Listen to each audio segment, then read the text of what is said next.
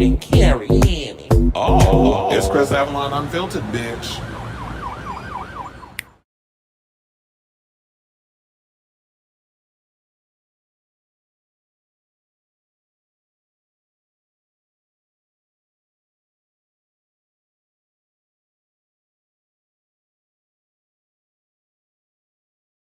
Hey, everybody. What's going on? I don't know what the hell's going on with me today. I am a mess. Anyway, but that sounds like it was every other day I'm a mess, right?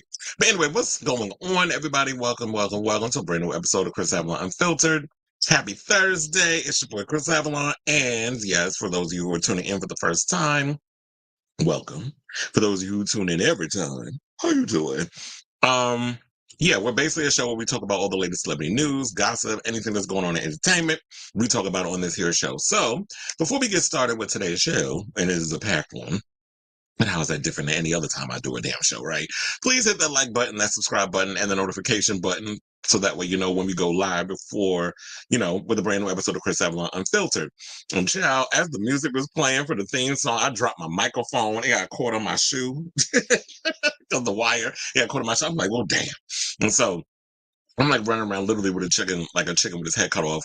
I'm sorry for being late. There's a reason why I was a little tardy for the party, or I'm on colored people time, is because I was still putting the show together. I already had the show mapped out and everything. And then Robert, friend to the show, if you're in the comments, hey, he sent me some topics. There's a Kim Kardashian topic. I was like, oh, I definitely have to talk about that. And I'm gonna let you know what it is in a second. And there's a new Madonna lawsuit that's coming out, and child, I roll my eyes at that bullshit. But we're gonna talk about that on the show. So I had to I had to cut some topics, add some topics in. So it's gonna be a juicy show today. And then my friend was sending me something in the group chat about Jason Lee doing an interview with Don Lemon, and people was like, oh, he the last one to be talking about assaults and things. What he said, they said having someone like Jason Lee talk about abuse, RE power dynamics is nasty work. And people saying that they got proof of him allegedly. They said he out here trafficking people, or using escorts and things of that nature. Now I don't know that thing. I mean, but I've heard some things. And look, at the end of the day, I would not be surprised if he's out here doing things with that sort of thing. Because remember the boy that the little pretty boy that they were saying that he was trotting around and he was an escort or whatever the case was, that he flew him out and all the other mess. Well, I'm gonna have to do a deep dive into that and let y'all know the thing when it happens. But for the most part, let's get to I'm gonna just like give y'all an idea of the topics that we're gonna be talking about. So of course we're gonna be speaking of trafficking and things of that nature. We definitely gonna talk about Diddy. A lot of stuff has come out in the past 2 days in regards to that. I didn't get to do a show yesterday. I had to work, and I was running around doing a bunch of other things. Um, I have another gig that I'm going to be doing this weekend that's separate from the garden and all other stuff. So that's why it's just like I've been running around like a chicken with his head cut off trying to get all my ducks in a damn row.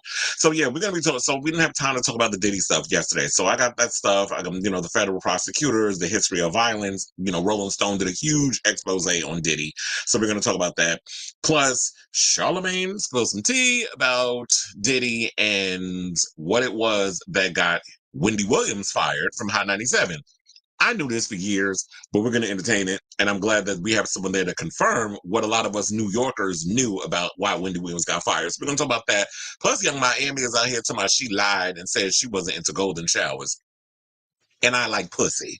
So apparently, we both liars. So we'll talk about that. Plus, Jennifer Lopez, there's stuff coming out about her marriage. Somebody she wore down Ben Affleck, and then the honeymoon phase. We done moved on from that. Plus, like I said about the whole Madonna thing, she's being sued in a new lawsuit because apparently the person that went to her concert said that the celebration tour is too sexual. And I'm like, is this the first time you've ever heard of Madonna? Like, she's been around for 4 decades. Like, are you dumb? But we'll talk about it. Plus, Gaten Matarazzo, who plays Dustin on Stranger Things, is revealing a moment where he felt violated by a woman who was in her 40s. So he talking about that. We're going to talk about that. Northwest is being dragged for that horrible-ass Lion King performance. Kim Kardashian is being slammed because apparently she was the Actors on Actors, that show that usually that comes on YouTube and stuff. I do watch it. I love it because, as someone who grew up taking acting classes, all this stuff. I've always been in the art of cinema, acting, all this stuff. So apparently Kim Kardashian was included in one of the episodes coming up of Actors on Actors. And people are like, how the hell is this broad who ain't act a day in her damn life and did one season of American Horror Story gets to sit up there with these upper echelon actors, these elite people that really put in the years of training. So it goes with that nepotism. It kind of falls into, in my opinion, the thing about Hun North, where it's just like, oh, y'all just buying your way into shit now. So the peoples was mad over that. So we're gonna talk about that. Plus, Cardi B is defending porn because Candace Owens wants it banned. So we'll talk about that. Plus, Alfonso Ribeiro is shading Tyler Perry. We got some All Stars 9 news. One of the queens revealed that she hooked up with another fellow All Stars 9 queen. And here's a hint: this queen has hooked up with a previous drag queen on Drag Race. So it's like Miss Mamas is getting around. She over here humping everybody's damn leg. So we're gonna talk about that. Plus, Kim Chi is spilling tea on that story that Eureka told on Very Delta, and child, I gagged, and not in a good way, when she was talking about Eureka nasty stink ass. So we're gonna talk about that. Plus, Nymphia Wynn, season 16 winner, is opening up about her mental health battle. So that we're going to talk about that. Plus, if y'all want to drop anything in the comments that y'all want to ask my opinion on and things of that nature, definitely hit me up in the comments down below. There were some topics that I was going to talk about. Like, I want to talk about the actor they chose to play He-Man. I was going to talk about Furiosa, and the whole Wasteland thing has been put on the back burner and all that stuff. But we'll talk about all of that when I do a show tomorrow. So, because I was like, Saturday, I'm going to be out all day. Sunday is Queen's Pride, so I'll probably be going to that. So if any of y'all New York watchers happen to see me out there, say, hey, girl, I love your show. I had to drink a Red Bull, child. I need to lay off them Red Bulls. I've been drinking, I've noticed because I've been working and doing so much stuff, I've been drinking energy drinks a lot more than usual. Don't get me wrong, I'm a little nervous with that because all the things that people say about what energy drinks does to your body. But sometimes I need it. And Red Bull be tasting so good. But anyway, Felix, hey. So you saw the trailer for the new season. They're gonna give, wait, what? The new season of what? Oh, you talking about the Kardashians? Because I thought you was somebody they was doing like one of those American Crime Story type of things, you know, that they be doing on celebrities and stuff. And I thought you was saying that they was doing one on Gypsy Rose Blanchard. I'm like, child, we don't need that foolishness. Look, the closest we got to a Gypsy Rose Blanchard ripped from the headlines type of story or something that was influenced by it was an episode of Law and Order SVU. I think it was like season 17, season 18. They did one on Gypsy Rose Blanchard, something within that wheelhouse. And that was a good episode. But that's about it. But yeah, I saw that foolishness, chill.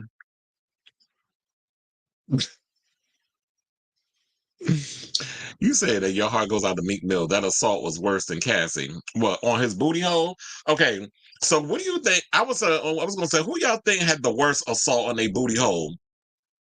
Meek Mill with Diddy, or Jacoby with Castro Supreme. And if y'all seen that video, y'all know exactly what the hell I'm talking. We're gonna address it in the show because child, that was a mess. What the fuck happened to Castro Supreme? I remember I grew up with him back in the day, and he was just I'm going, you know what? Let's address it now, child. Because I was gonna wait till later on in the show.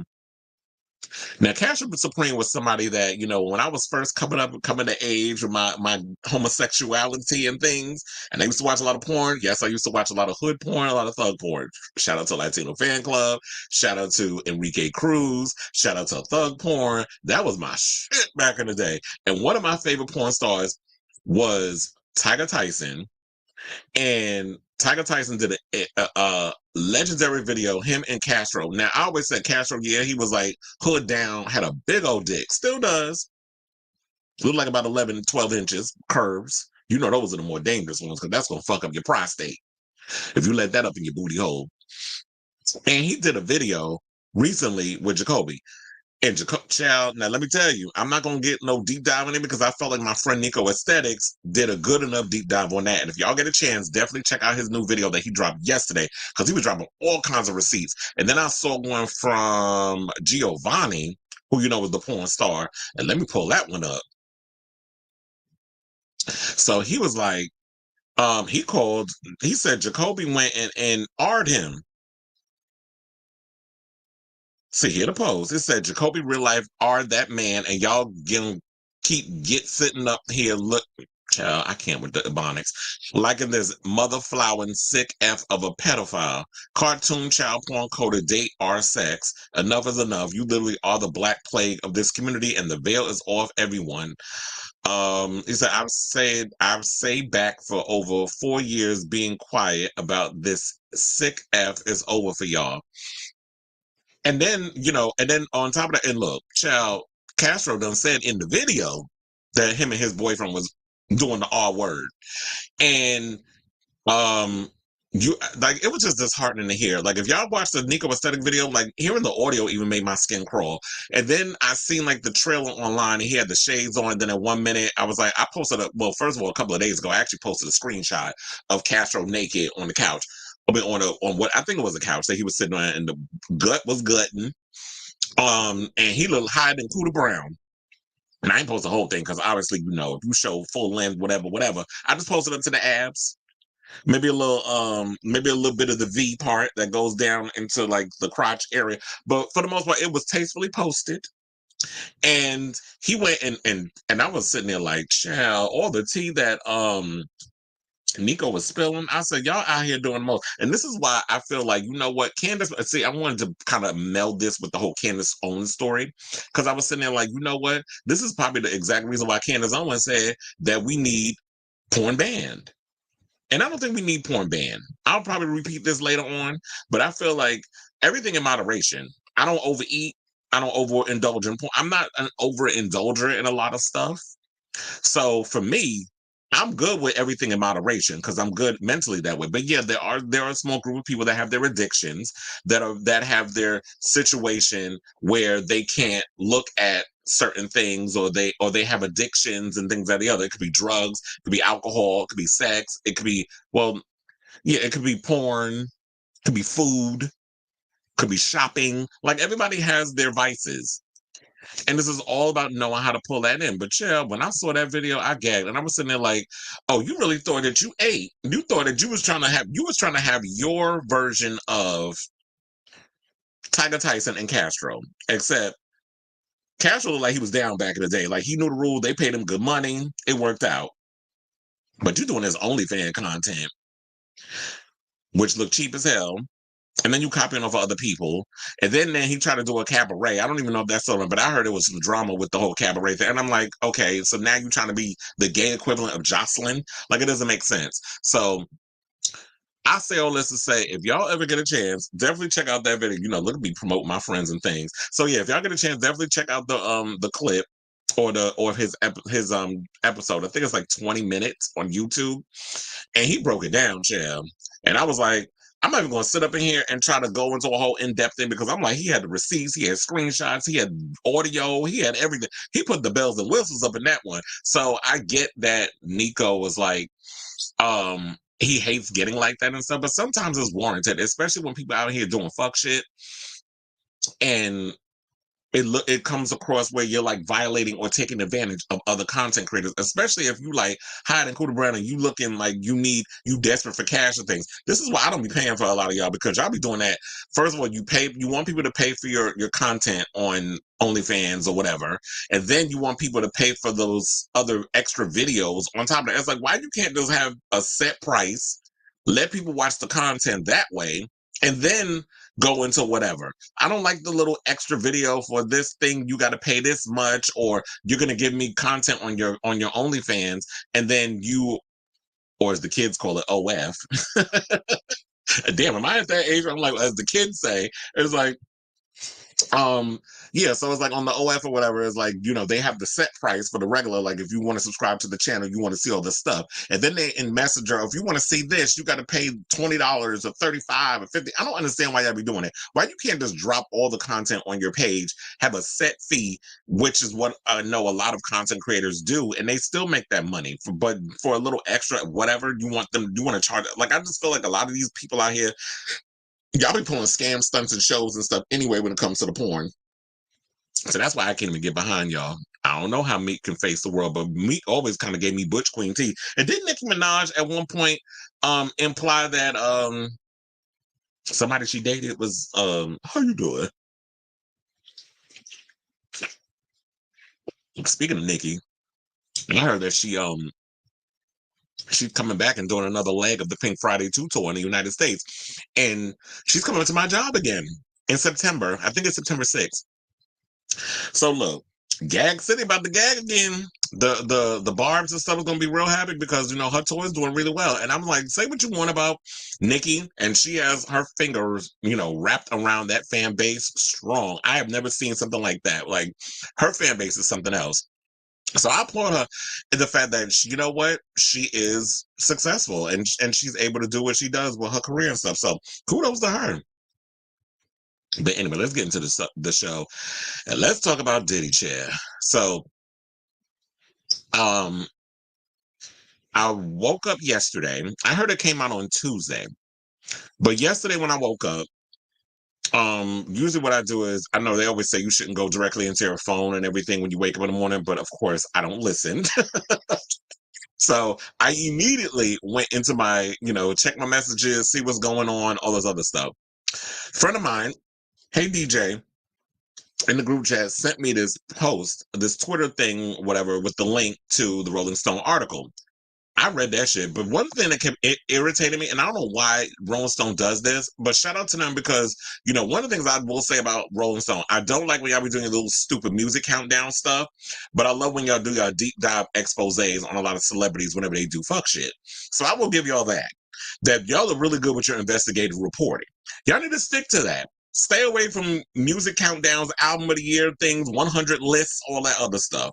Leave that where, in the words of Vivica Fox, back there. Because, she said that once upon a time. I think back in the day when she read 50 Cent, when he was trying to throw her shade, he was being shady towards her on social media, whatever the case was. But anyway, so I woke up and I read the article. But one of the things I hate about when I was reading the article, because I read it on my phone, for some reason it kept like kicking me out of the thing. So I read most of it, but then I didn't because then they want to charge you to read the rest of. They want to charge you to read the article, and I'm not paying to read magazine articles. It's funny how they say they don't pay people, pay for information because they interviewed. They said they sent out. They try to reach out to 300 people that have been around Diddy, but they managed to get about 50 people to speak up. A lot of them wanted to be anonymous. And then there was some that wanted financial compensation. And Rolling Stone said that they don't charge to get information. They don't pay for information. But you want me to pay to read your goddamn article? That's not happening. I mean, look, y'all, I understand media is dying, the news is dying, whatever, all that other stuff, but y'all got to find better ways to make y'all coin. I'm not paying to read an article on the internet. So I get the Cliff Notes. And the Cliff Notes I got. So, before I get to that, because I meant to post this thing. So this was the cover of that Rolling Stone posted. Somebody once said, "Stop trivializing violence towards women. Bad Boy, get a grip." First of all, Bad Boy is the name of his label, Ding Ding. And number two, Bad Boy for Life was a line that he had from one of his songs. I can't when white people always trying to jump into shit and try to make it into something else it's not. But anyway, let's go on and move on with the rest of the article, or the article, because I didn't even start reading it. So it says, amid a backdrop of SA allegations and numerous lawsuits, including a high-profile settlement in November with former girlfriend Cassandra Ventura, Sean Diddy Combs finds his reputation as the renowned bad boy music icon tarnished, with his once glamorous image overshadowed by accusations of violence and abuse. A new report from Rolling Stone delves into Combs' life, tracing it back to his college days. Now, an eyewitness told Rolling Stone in a bombshell report published on Wednesday that the Bad Boy for Life rapper was allegedly super angry and screaming at the top of his lungs during the incident at Howard University in the late 80s, saying he whooped her butt, like really whooped her butt, the source, who chose to remain anonymous due to the sensitive nature of what occurred, further claimed. The onlooker alleged that Combs had used the apparent belt to strike his girlfriend all over the place, which made the young woman down in tears.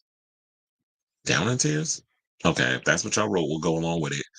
She was trying to defend herself a little bit. She was crying, the source claimed, and we were telling him, get off her. We were screaming for her. Well, instead of you telling him, get off her, why you ain't push his ass off her? Like, if a man, look, I was like, what was that? I remember one time when there was like somebody getting their ass beat with a belt. I forget what movie it was, and then they was trying to get him, the person, to stop whipping them, and then he started whipping them. So what if it probably could have been that type of situation? They had to pull back. Was like, bitch, because first of all, if you whoop me, I'm gonna find something to beat your ass, and that's probably what it is. Diddy ain't met his match, but it seemed like the match that he finally met is Karma, because you can't pay her ass off. So they said that a separate source, who was also a student at the time, recalled the belligerent Combs shouting outside at Howard's Harriet Tubman quadrangle and hearing other women alert people in a panic about what was allegedly taking place. Saying Puff is out here acting crazy. He beating her, the eyewitness claimed fellow students were saying. The identified former girlfriend declined Rolling Stone's request for comment. Now, Page Six reached out to Combs' lawyer and spokesperson for Howard University, but did not immediately hear back in time for publication. Now, per Rolling Stone's 6-month investigation, Combs also had began to earn a reputation for having a short fuse on campus prior to the big blowout with his then girlfriend. Because they said also in an interview, he had revealed that the reason why they called him Puffy back in the day was because he would huff and puff. And, because he had a short fuse. I also got from the article that they were saying, like, he was very much someone who did not take no for an answer. He was always trying to push his way into situations because he wanted to be this big, grandiose, person, especially like infiltrating the music business, where he started out as an intern for Uptown Records and was able to launch, Bad Boy. And then he basically boosted Mary J. Blige's career. He cleaned her up, got her looking nice, had Misa style her up, and turned Mary into like my generation's Aretha Franklin. Which I remember I had a friend that used to get mad that I said that. Well, she can't sing like Aretha. I said, first of all, I didn't say that she could sing like Aretha Franklin. I said she is my generation's Aretha Franklin. So the same thing you get where it's like you hear the songs, but you feel it. You feel that pain, you feel all those emotions through her singing. That is what Mary J. Blige gave me as a kid growing up in the hood. So they said, per Rolling Stone's 6-month investigation, because they did a full 6-month investigation of like what was going on with Diddy and stuff. So this basically, if you do the math, when Cassie first dropped that 30+ page, lawsuit or whatever the case was, where Diddy paid her off and all this other stuff, Rolling Stone started the investigation into him. And now we're getting the end result. For now, because I'm sure more stuff is about to come out. So they said that people had reportedly witnessed the I Need a Girl rapper seemingly try to intimidate the young woman by allegedly showing up to her English class to try to get her to ditch. They said she would tense up when Combs appeared. A student who sat next to the woman recalled to the magazine. He just had a weird control thing. I felt like she was fearful. They also mentioned in the article that I don't know if y'all remember her, but she was she was sort of like this very much Public Enemy type of rapper back in the day. But Sister Soldier, they said that one of her friends, Diddy was like trying to court her, and she warned her. She was like, don't mess with him. Because even back then they was talking about it. So they said a separate former student recalled feeling the Act Bad's rapper's wrath when she objected to him cutting her in the cafeteria line, and he allegedly flew off the handle. So he was acting like a straight up bitch, because he basically, like I said, he likes to assert himself and bulldoze and steamroll himself in rooms and things to get whatever he wants and expect y'all to just put up with it. So they said the music mogul's lawyer told Rolling Stone in part, Mr. Combs cannot comment on settled litigation, will not comment on pending litigation, and blah, blah, blah, so on and so forth. Okay, so we don't give a fuck what Diddy's lawyer has to say, because Diddy's lawyer is going to say what they always say. He can't comment, blah, blah, blah, and it is what it is, and we're not going to get nothing out of him. But I'm more interested in hearing what the other people had to say. So they said that Combs started attending Howard in the fall of 1987, but left after his sophomore year to pursue a career in entertainment. He returned to the prestigious school in May of 2014 to deliver a commencement speech and was given an honorary degree. So I wonder, y'all gonna take that back? Just like they trying to talk about taking back that whole situation, the keys to the city of New York, Mayor Adams. Is your illiterate looking ass about to pull that from him too? And it's in a series of, and he also has a star in the Hollywood Walk of Fame, but they were talking about they can't pull that up. I'm like, look, if Donald Trump can have a damn star in the Hollywood Walk of Fame, then Diddy can have one too. And to me, it's just like, y'all not going to be digging up concrete every time somebody does something that is, shameful or abusive or whatever. Because if that's the case, they just going to have to dig up majority of the stars on the Hollywood Walk of Fame, because there's a lot of people that did some fucked up stuff. So in a way, I don't mind the whole keeping the star in the Hollywood Walk of Fame on the ground. Look, if you see it, just spit on it. That'll show your disdain or whatever. So then they said the Rolling Stone report, because I want to wrap this up because it's a lot of stuff, but I got one more paragraph and we can move on. So they said the Rolling Stone report also alleges that Combs was a controlling figure, unwilling to let the women in his life move on after the end of a relationship.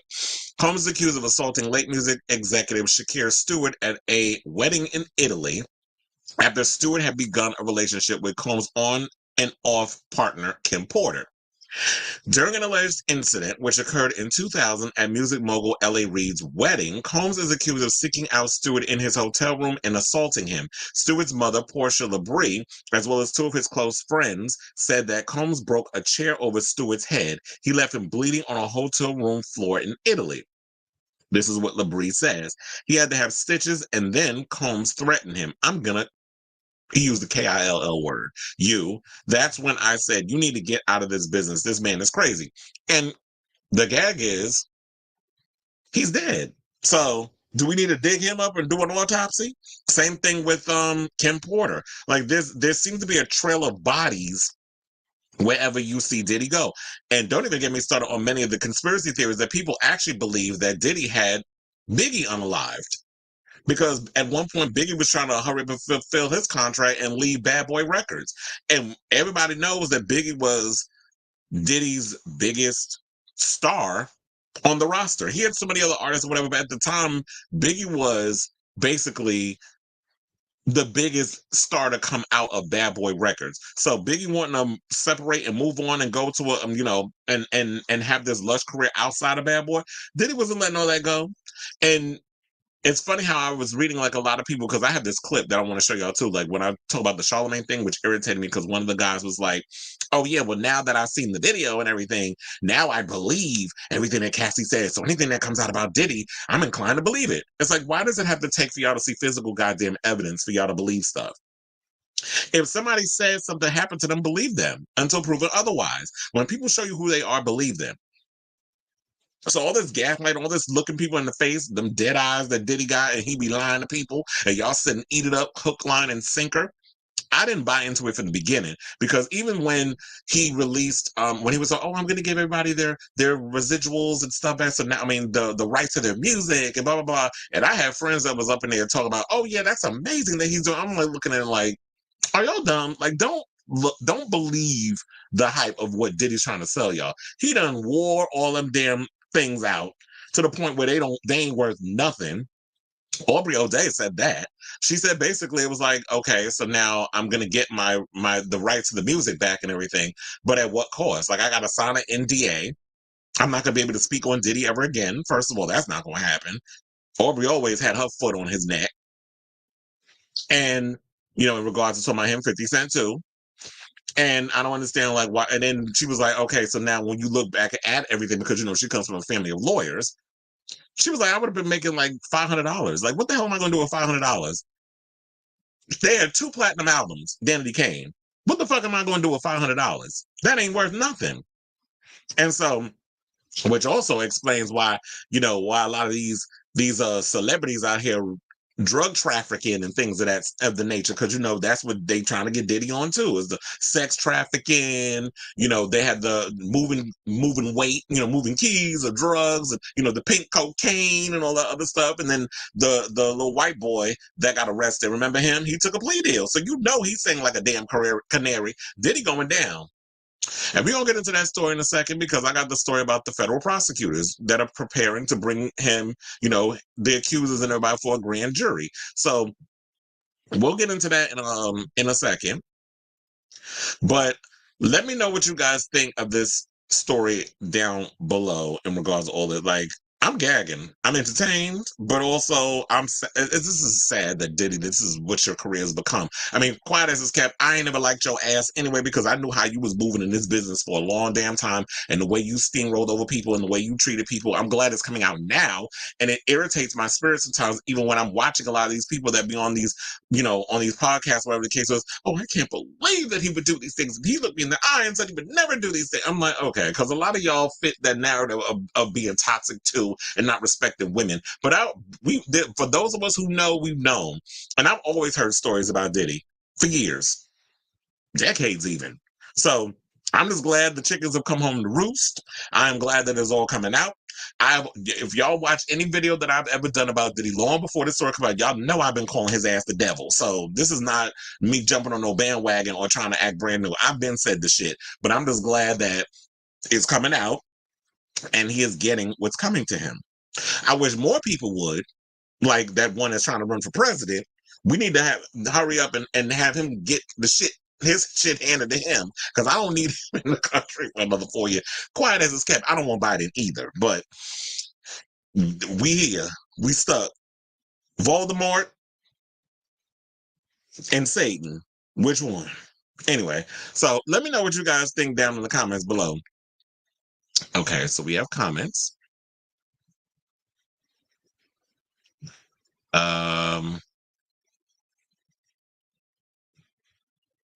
Oh, wait. So it said, did you hear about the Howard University student who walked up in pain back there after drinking with Diddy?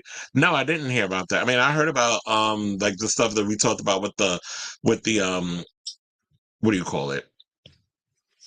When we talked about the people in college that was getting beat by him, but I wouldn't be surprised if they had if somebody walked out with a sore behind. Oh, wait. Hold on. Felix said, I saw a video about Cameron Diaz saying she was traumatized after. I didn't even know. I forgot she dated Diddy, but to be honest, I think anybody would be traumatized after dating him. Cassie volunteered. Diddy was with Kim when she got with Diddy 8 years ago. But here's the thing. I don't necessarily agree with that she volunteered. I'm sure that, okay, so many factors play in this. First of all, she's 17 at the time when she got with him. She was with Ryan Leslie. Diddy went and bamboozled his way into whatever that shit was and got her under his little spell because that's something he was good at. You see them little big ass, heavy ass, dead ass eyes he got. They can hypnotize somebody.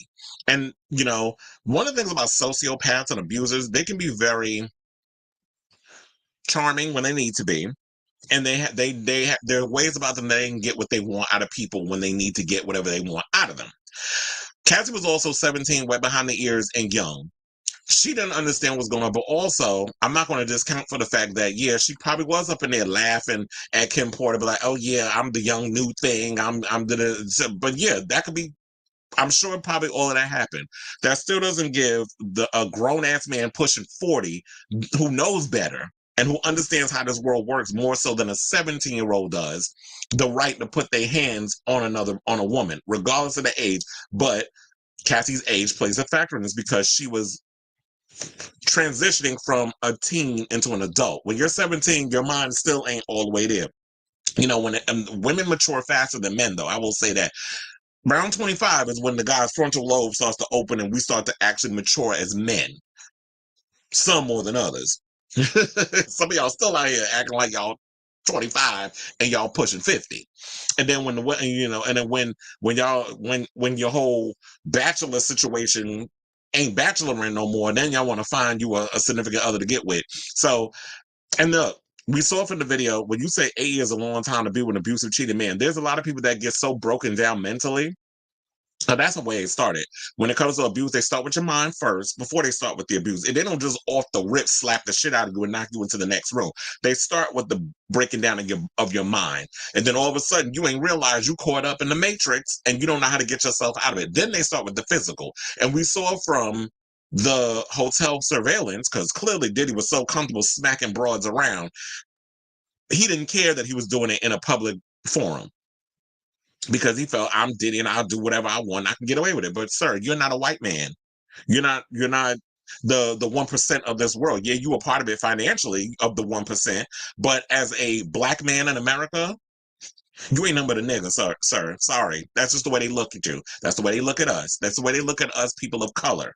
You are not one of them. So you can hang out with them. You can have your little parties. You can travel to San Tropez. You can travel to the Hamptons and have all these white people in your room, but you ain't nothing but a nigga to them at the end of the day. That's just the way the cookie crumbles. And that's the way they look at us. So I'm not going to sugarcoat nothing on this show. Y'all going to get the real. So, yeah, but so you saying like 8 years is a long time. But also he also had her record, her label, her she was signed to Bad Boy Records. She owed him 10 albums. No, he knew full and well she wasn't going to deliver because first of all, the first album ain't went no damn well. So he knew by entrapping her in that she would be forever stuck with him for the rest of her life, or as long as she could until she was smart enough to get out of that or figure out how to get out. And we saw from the hotel footage, which I was trying to get to, and I kept getting sidetracked. She tried to leave him. She tried to leave with no shoes on. She waited till he went to sleep, and she was trying to leave the hotel. He chased her down the hallway with his one hand still wrapped around a towel and ran after her to kick her, punch her, knock her to the floor, drag her. So we know that wasn't the first time he did that. So she's tried to leave. And I'm sure there's been many women that have tried to leave situations and then they feel trapped. They don't know what to do. They feel ashamed. They can't call family members, friends, whatever, to help get them out of that. And even if you have a friend or whatever, and then there was stories that I was hearing that, there were times when people was trying to help her and confide in her. And then when she would get good with Diddy because she was probably, it was him having one of his good days, she would go and snitch to him. But that's what people who are abused or people who have, what's the word, Stockholm syndrome, that's what happens with them. So, I won't say that she volunteered. I'm sure that she had intentions going in, but she realized, and that's what a lot of y'all need to realize, when you get with a man who has a history of abuse, has a history of cheating, when it has a history of all kinds of things that flow in the negative, do not think that y'all got the magic pussy or bussy that you are going to be able to change this person. A leopard don't change their spots.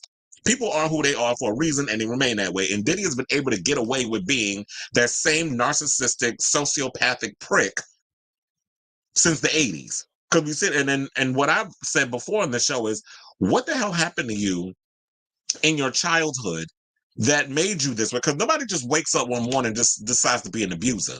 Janice, what the fuck you do to that boy? You walking around here quiet now with them dry ass blonde wigs you be wearing, but why is your son a mess? I mean, I understand how his father was a hustler because they did bring that up in the article, in the Rolling Stone article. Father was a hustler, was out there working for a drug kingpin in Harlem, and was killed when Diddy was a baby. So he never got to meet his father. But like he said also, just because you don't know your biological parents does not mean that you don't embody some of their DNA. So a lot of that hustler DNA and all this other stuff was running through him. Or maybe, Diddy was hanging around with a lot of men who were similar to his father, and that was trickled down, and that's the behavior he learned. The only way you get around in world and in life is beating on women, drug trafficking, all this other stuff. And I don't understand is like, you're someone who's wealthy. Isn't Diddy a billionaire?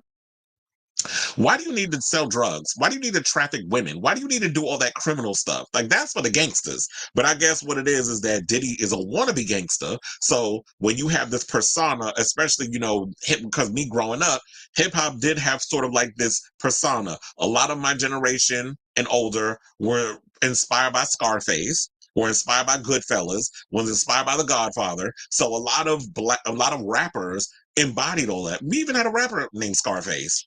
I mean, you had Nas always, even though he's an amazing storyteller, he always talked about he's from Queensbridge too. Shout out to my cousins that are from there. My aunt. My cousin actually went to school with Nas. She told me that story too. They was classmates because they lived in Queensbridge together. So that's all I have to say is a lot of time people played into that, but I always thought okay, you're playing up a role, you're playing up a character. Yeah, you grew up in the hood and you've seen things, but a lot of times, a lot of hip hop was very much cinematic, which is why I liked Scarface. I loved growing up and listened to a lot of hip hop, loved Nas, loved Jay-Z, a lot of stuff. The way they told stories, it very much felt like cinema. Little Kim, in the role that she would play at the gangster's ball or whatever. So I always liked stuff like that growing up, but I always listened to it. I was like, oh yeah, this is all performance. This is fantasy. I'm living for it. I mean, I did think a lot of times they was living it, but it was like, because I like movies, I knew it was exaggerated. But it seemed like Diddy was just trying to be about that life. And look, the life done caught up with him. Okay, so let's move on to the rest of these comments so I can get to the rest of the show. So it's 8 years, a long time to be when abused. Oh yeah. Like I said, what did she see in him? Well, money, power, influence. He also, like I said, had her wrapped up in a 10-year record deal that he knew she would never fulfill. And then on top of that, she was his girlfriend, whatever. So it was just a lot of things. And then also, he was doping her up on drugs. She was doing them freak offs. I did hear like there's some stuff in there in the paperwork that she put out, that was in the lawsuit, was that about male sex workers, which I believe one of them is going to be in the next topic we talk about. Oh yeah, you asked me about that. So I don't know. A lot of times people like him trick people saying they'll use their power and influence to further someone's career, like we did with J-Lo and Cass. Yeah, and the smart thing is, I really want to know how Jennifer Lopez was able to get out of that. How was she able to get out of that relationship? How you doing, Betty? Damn boot. And it said, supposedly his best friend. Mm-hmm. And it said, look how long. Yeah, Aubrey's always been speaking about him. You said $500 buys you groceries for about 3 weeks. I'm trying to think how much it would pay for me. You want something? It's funny because for me, if I go grocery shopping, it costs me about, I would say close to 200 just for myself. That's how expensive groceries are. Like, why am I paying 100, 200, damn near $200 on groceries just to support myself? It's like the groceries is too damn high. Y'all need to y'all tell me with this goddamn inflation. I don't think he was. I mean, I no. She did say that they never smashed. I think he was trying to get up in that, and she was like, "Oh hell no! Like I'm not interested in it." But that don't necessarily mean that she don't get around or she hasn't. But it's like, why do gay men pop so much pills? Is it to null the pain we get?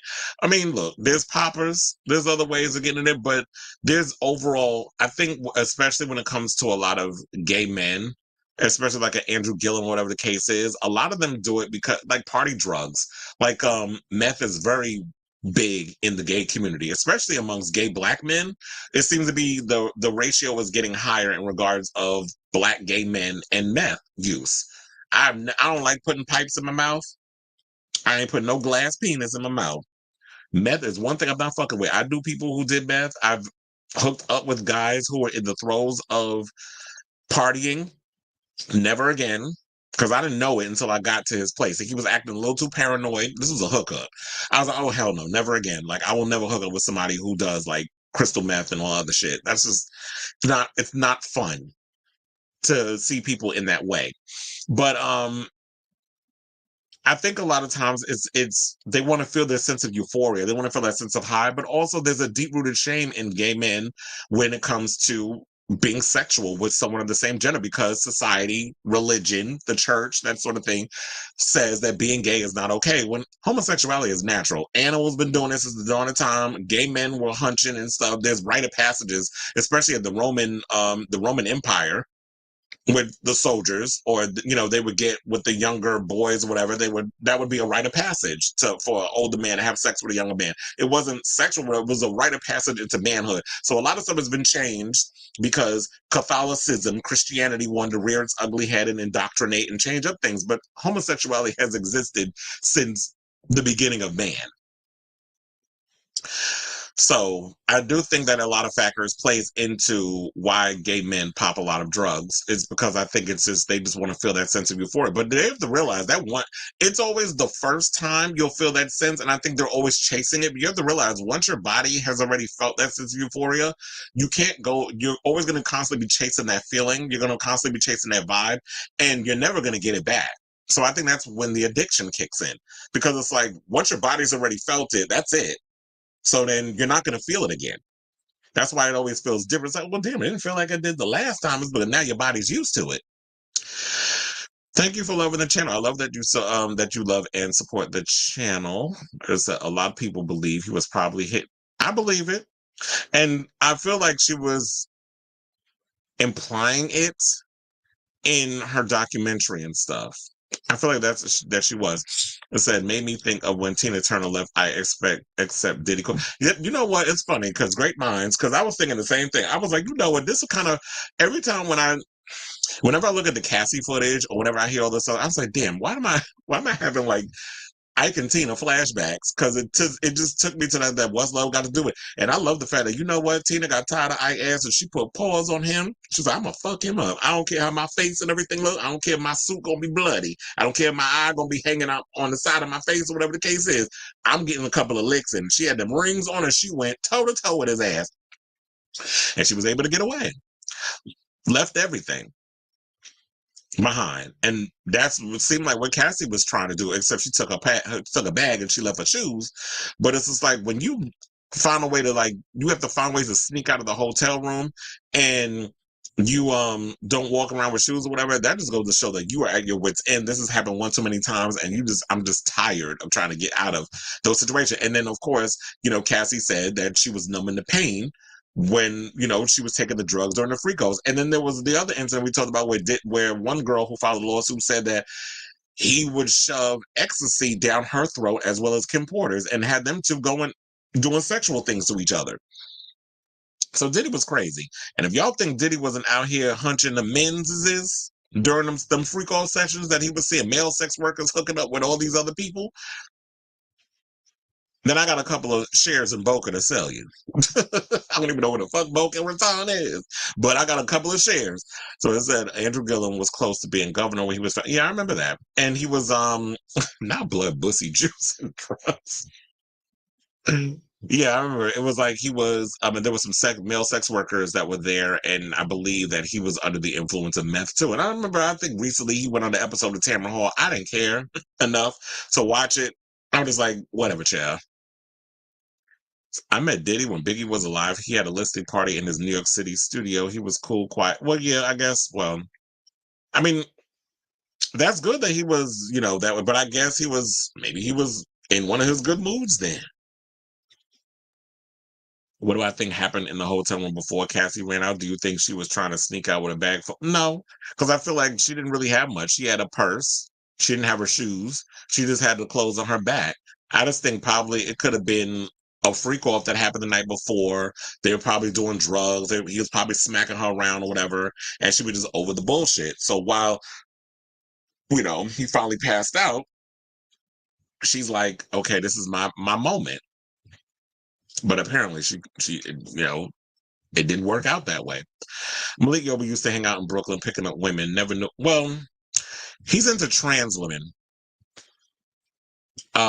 which people say, trans women are women. And if that's what they say, if trans women say that they are women, then we are inclined to believe them. So, I don't know if we can categorize that because I'm always confused with that situation. When you say that he was in Brooklyn picking up women, you never knew he was part of the rainbow community. I mean, I guess because we do include trans women as part of the community, then I guess maybe he is. What is the word? I don't know if well, I don't want to identify him. I mean, I don't want to label him because I'm like, does that mean that Malik is transsexual? I mean, not transsexual. Well, I'm not transsexual. I meant, what's the word? Pansexual, like Wayne Brady. That's what I was thinking, like something in that, or is it just he's trans attracted? I actually met Malik Yoba too. Back in the day when I was actually on set of New York Undercover. That was the episode. I'm about to tell my age. And that was back when when Michael Imperioli was in the episode. And that was the episode that they killed off Michael DiLorenzo. I actually got to go on set because my teacher, Copper Cunningham, who was an actress, she was in Taxi Driver and a bunch of other things.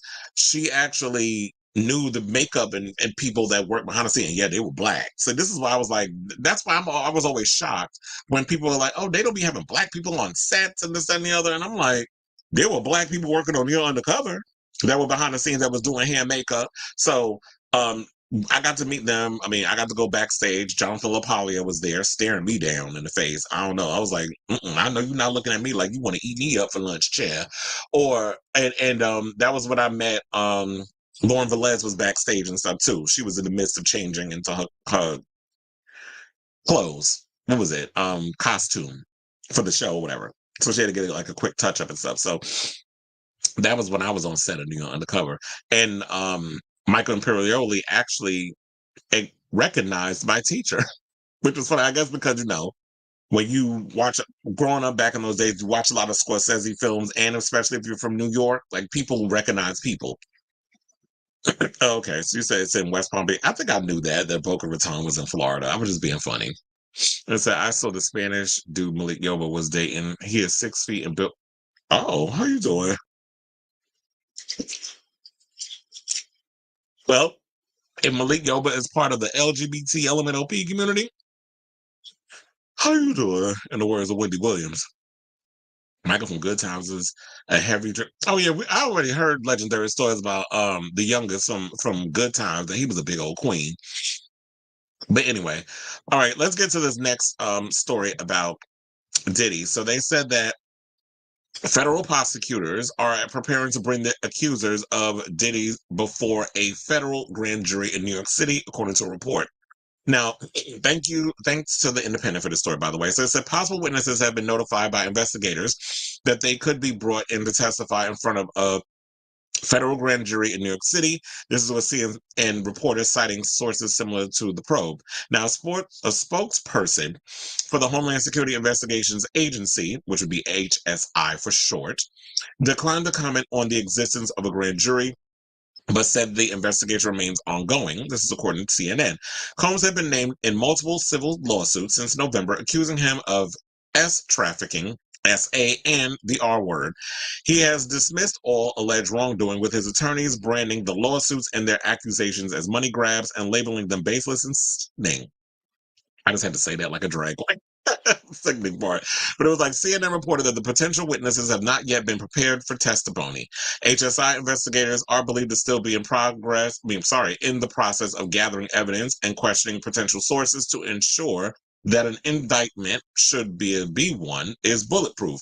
Grand juries are comprised of ordinary citizens that are used by prosecutors for the subpoenaing of documents and witnesses. Grand juries also vote on whether to criminally charge suspects. The convening of a grand jury would mark a significant escalation in the government's ongoing investigation into Combs. Now, a federal investigation was launched after he was named in 8 civil lawsuits since November, 7 of which directly accused him of SA. The first lawsuit was filed against him by the former partners, singer and dancer Cassie, who alleged years of abuse.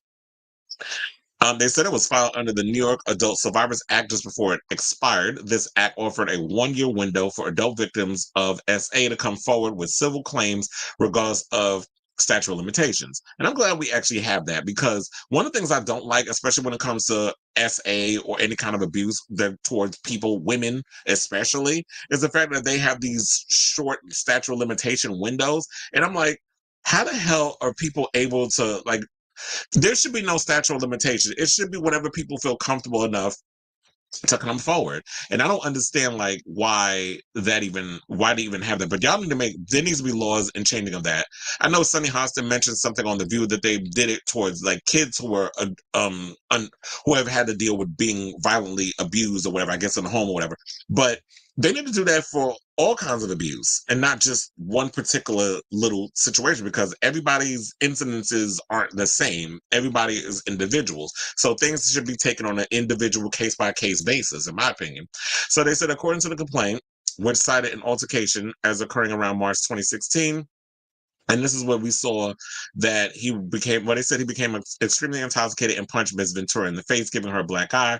The footage revealed, then we saw the whole hotel stuff. We don't need to recap that. I don't like watching the video. I don't like seeing the screenshots. I don't like seeing any of the other stuff. And they said he's also facing multiple other lawsuits, including a suit filed by record producer Lil Rod, accusing him and his associates of SA, as well as other lawsuits that accuse him of drugging multiple accusers. Now, in the 2 most recent lawsuits, they said former fashion student April Lampros and former model Crystal McKinney both accused Combs of drugging them. In Lampros's suit, she claims that Combs forced her to take e-pills and then demanded she have intercourse with they said one of his former girlfriends, but it was Kim Porter before he R'd her. So when he was talking about these freak offs and all this other stuff, like Diddy meant it. He definitely is a damn freak, but it shouldn't be a freak at the point of you taking advantage of people. And also let's not forget this. They're talking about there's a male sex worker that they're looking to bring into this whole case too. So we're about to hear some more tea about Diddy's bisexuality. And I'm not gonna say alleged because honey, I've known the tea about him for years. Him and I saw recently there was a bodyguard, I believe, that tried to out Busta Rhymes because Busta Rhymes was trying to defend Diddy, whatever the case was. Child, first of all, the whole Busta Rhymes story, that is a tale as old as time. I've heard legendary stories, allegedly, of Busta Rhymes doing like, what's the word? He would go to freak offs too, or we'll just say like orgies, or places where a lot of the homo thug types would commiserate sexually. So I've heard stories about Busta Rhymes over the years. So when they was out here talking all this tea about him, that tea been out there for years. Like this ain't nothing new. And Busta give me Butch Queen tease. First time a drag at a ball. I don't know what category he would walk if he went to a ball. Maybe it would be realness. Thug realness. Homo thug realness. No, they wouldn't do the homo part. They would say the thug real. But anyway, this ain't about bust a bus. Busting up in other dudes. It's about diddles, the diddler. And you know what? And it said that what is really open up like Homeland Security and all these other people to look into, all jokes aside, let's get serious, right? What's open this investigation to the point where the feds are looking into it is because in the report, there's stuff about Diddy's sex trafficking, money laundering, shipping drugs in and out of the country, like, moving weight with people and having drug mules and all that other stuff. So this is what they're looking at. And to me, I'm very curious as to like, okay, so once they find him guilty and they find all this other stuff, how many years is Diddy going to go to jail? Like, is he about to spend the rest of his life in prison like R. Kelly? I did hear also that Diddy was not able to go to his daughter's graduation. I think the twins, he was not able to go to their graduation.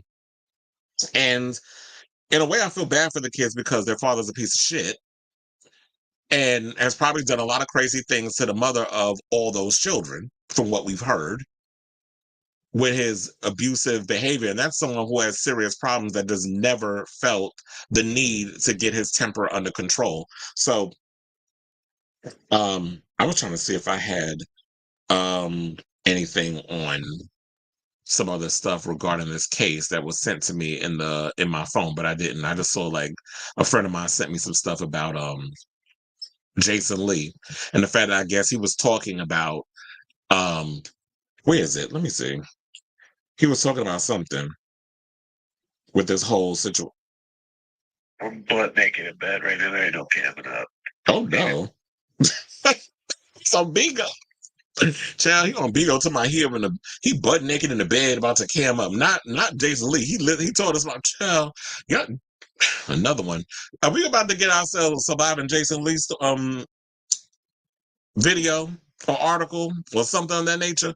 But anyway, so this story is not going to be going anywhere. I'm definitely going to be keeping track of this story. I'm definitely curious to hear about what this male sex worker has to say in regards of Diddy and the allegations and all the other stuff, especially, the tea that came out about that Diddy has cameras all up in his house and was filming a lot of people at those free calls, which makes me think that there's a lot of celebrities who have remained silent, or probably even the ones that defended him are probably on those tapes that he has.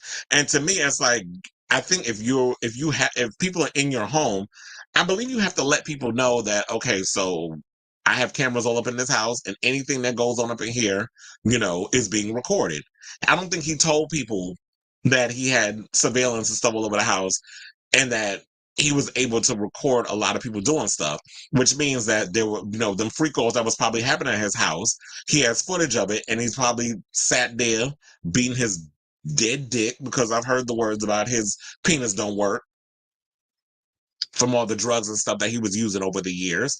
And so he was probably sitting there getting off on watching these free calls. And did it give me very much that he sticks oh my bods, or he sticks like dildos and all kinds of other products up his behind to play with his prostate while he's getting on watching. But he very much gives me like he likes butt play on himself and other people. So I say all this to say I'll definitely be keeping the story, tracking the story as it develops. It's not going anywhere. We're gonna be talking and spilling tea and breaking this shit down for a while.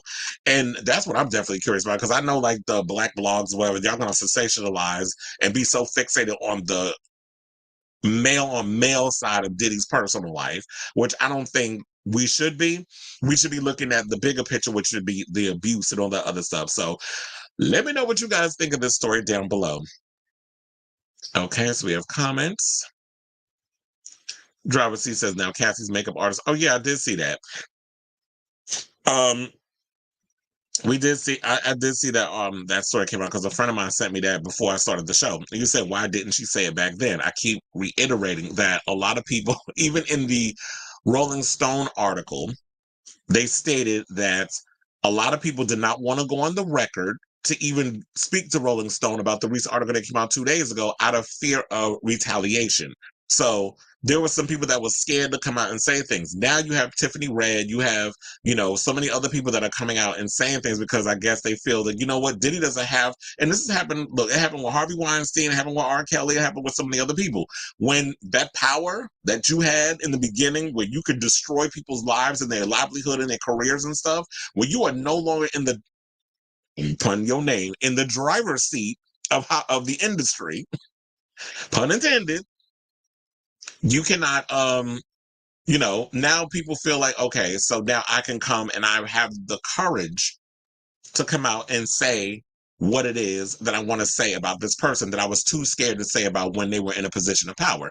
And we can listen. Look, everybody has a right to come out and say what they want to say. We could believe it or we don't. That's all we can do is like, let's listen to what they got to say. I can take for, okay, so it's, do I believe them or whatever the case was? It's up to us to believe whether or not it's up to us to choose whether or not we want to believe whatever it is that they're saying to us or they're telling in their story. He had no idea that the thugs that used to hang out on the West Side Highway in the meatpacking district. Child, first of all, the meatpacking district is legendary. Especially the trans girls used to hang out down there, the prostitutes, the trans streetwalkers. There was a lot of them that was down there. The meatpacking district was piping hot back in the day. Well, I don't know. I was way too young to be going down there, but they used to hang out. Like, I heard the stories. I seen the documentary that they actually had on HBO where they was talking about like how it was down. It was the Stroll. That's what they used to call it. But I was a peer kid. So when I was young, that was a place that I could go and I could hang out with, all the young urban LGBT kids when we were coming up down there. That was our sanctuary. I mean, yeah, there was prostitution and stuff going on down there too, but for the most part, that's where a lot of us from New York, we went. We went down to the pier. Now that shit is so gentrified and cleaned up. There's barely anything gay down there. I mean, there's a couple of bars. They just closed the Hangar. We have Ties still. We have, Stonewall ain't going no damn way. That's a landmark. And we have the Monster. So there's not very much a lot of, and oh yeah, and we have Rock Bar. So there's still like a couple little spots over there, but it's changed up to the point where it's almost unrecognizable. And so you can't simply believe someone just because they say it. People are motivated. Yeah, well, that's what I said. It's like everyone has a right to come out and tell their story, and it's up to us to believe it or not believe it. Okay, now let's move on to the next topic, and let's talk about Charlamagne, who is spilling tea on Diddy getting Wendy Williams fired from Hot 97 back in the day. Now, this I already knew because when I was growing up, this is a legendary story. Now, I used to listen to Wendy Williams on, back. I know a lot of people was like, I don't know if y'all know this story, but if y'all do, great. If you don't, I'm gonna tell y'all. So back in the day, before Wendy Williams was the big queen of all media on TV, she was the queen of all media of New York. And Wendy was on Hot 97. She also did BLS. I believe she was on Kiss FM at one point. She used to do the top 8 at 8. I remember like it was nothing. So yeah, she used to do, she was at Kiss FM. She was at BLS. She did a majority of all the New York City conglomerates. And then But she was a big staple of Hot 97. And Hot 97 was like when she really blew up because she was spilling everybody's tea, including Angie Martinez. Her and Angie Martinez almost got into it because she was spilling Angie Martinez's tea. And shout out to Angie because I love me some Angie Martinez. But she got into it back in the day because I think that Wendy was spilling tea about her baby father at the time, Nokio from Drew Hill. And you know, Wendy, because it was gossip and celebrity news, she ain't care who it was about. She was spilling it because that was her judge. And she has inspired so many people to this day in the way we spill tea and we tell business. Hence myself. It's like Wendy is definitely someone who I look up to and is a mentor. So Charlamagne, who, you know, at one point who was a sidekick of Wendy's when she had the Wendy Williams show over on BLS when she had her comeback.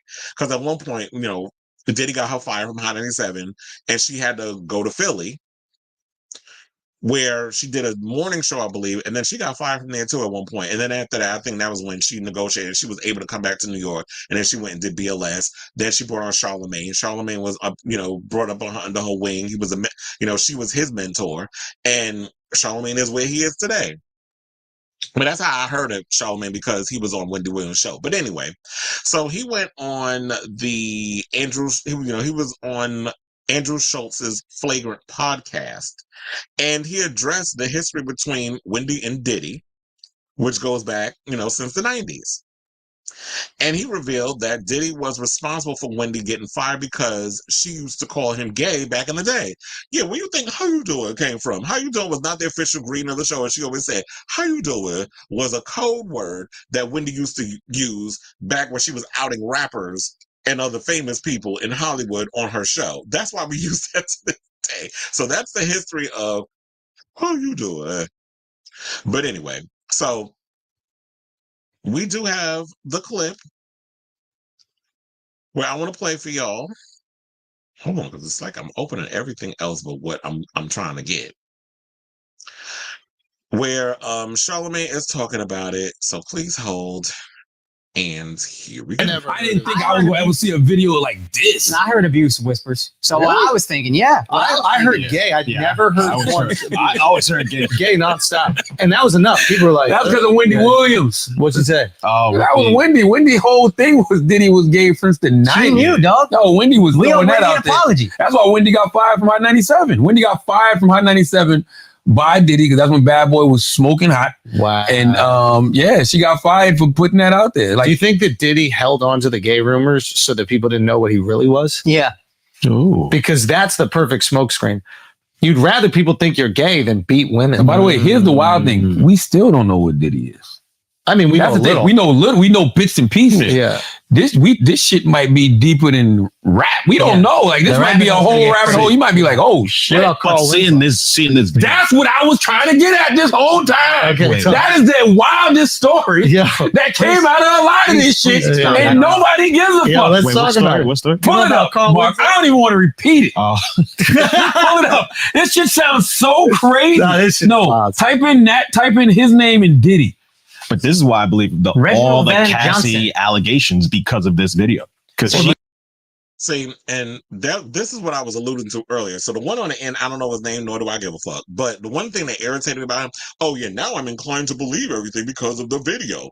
And it irritates me when there's so many people that come out and there's like, well, I don't know, she could be lying. And then you see the video, and there were people that finally came to their damn senses, because apparently y'all need like 8,000 goddamn receipts to believe somebody. But, and I bring this up before, where was the evidence that old Snow Bunny said about Jonathan Majors? And y'all was quick to crucify him and destroy his image and all stuff. Now, I'm not trying to say that Jonathan Majors didn't do the things he did, but there wasn't enough footage or whatever for him to be able to get what he got. But because he apparently whooped on a white woman, and now all of a sudden, y'all were inclined to believe his shit immediately versus giving Diddy the benefit of the doubt when there's always been stuff about him going on for eons. So it just baffled me. And then now y'all are like, oh, well, now that I've seen the video, now I'm inclined to believe everything that comes out.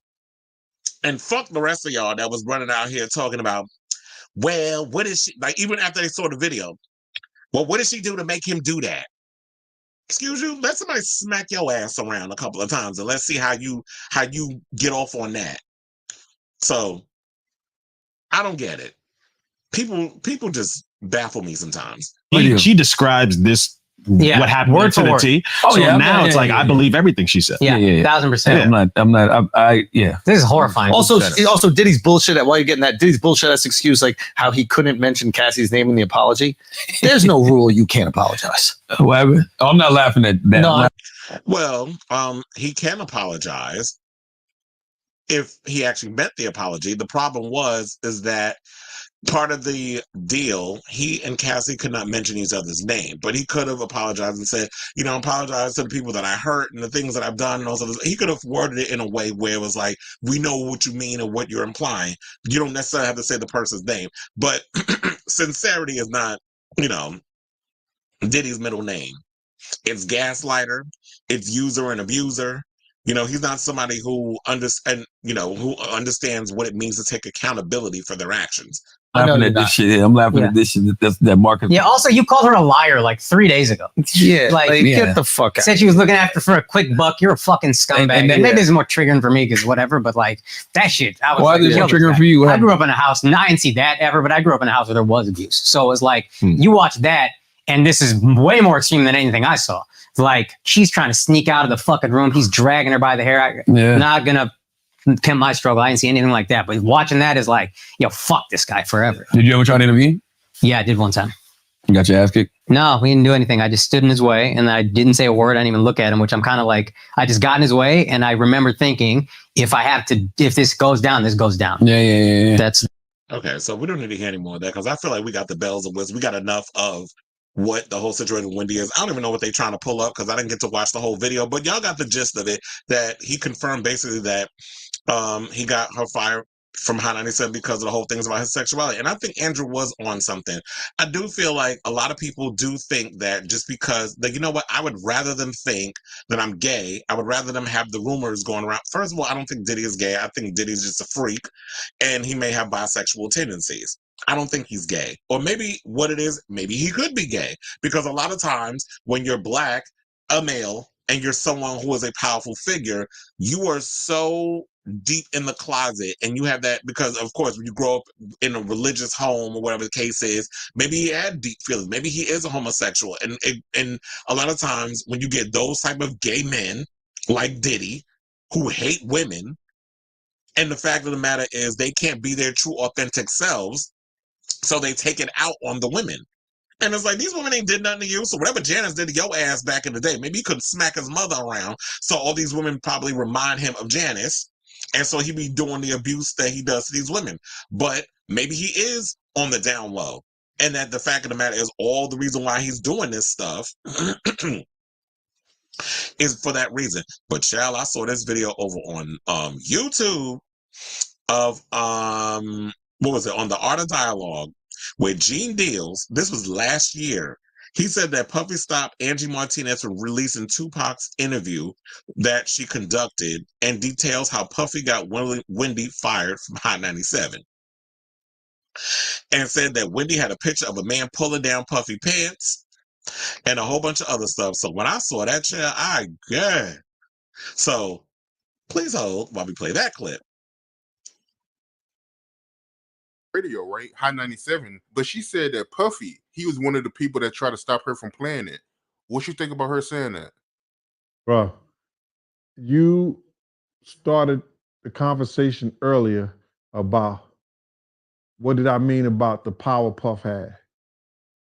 With the radio stations in New York, motherfuckers didn't breathe hard if Puff didn't want them to.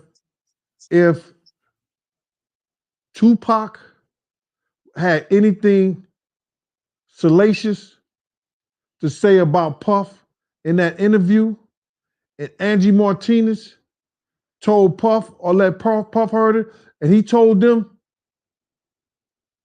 you can't play it, they wasn't going to play it.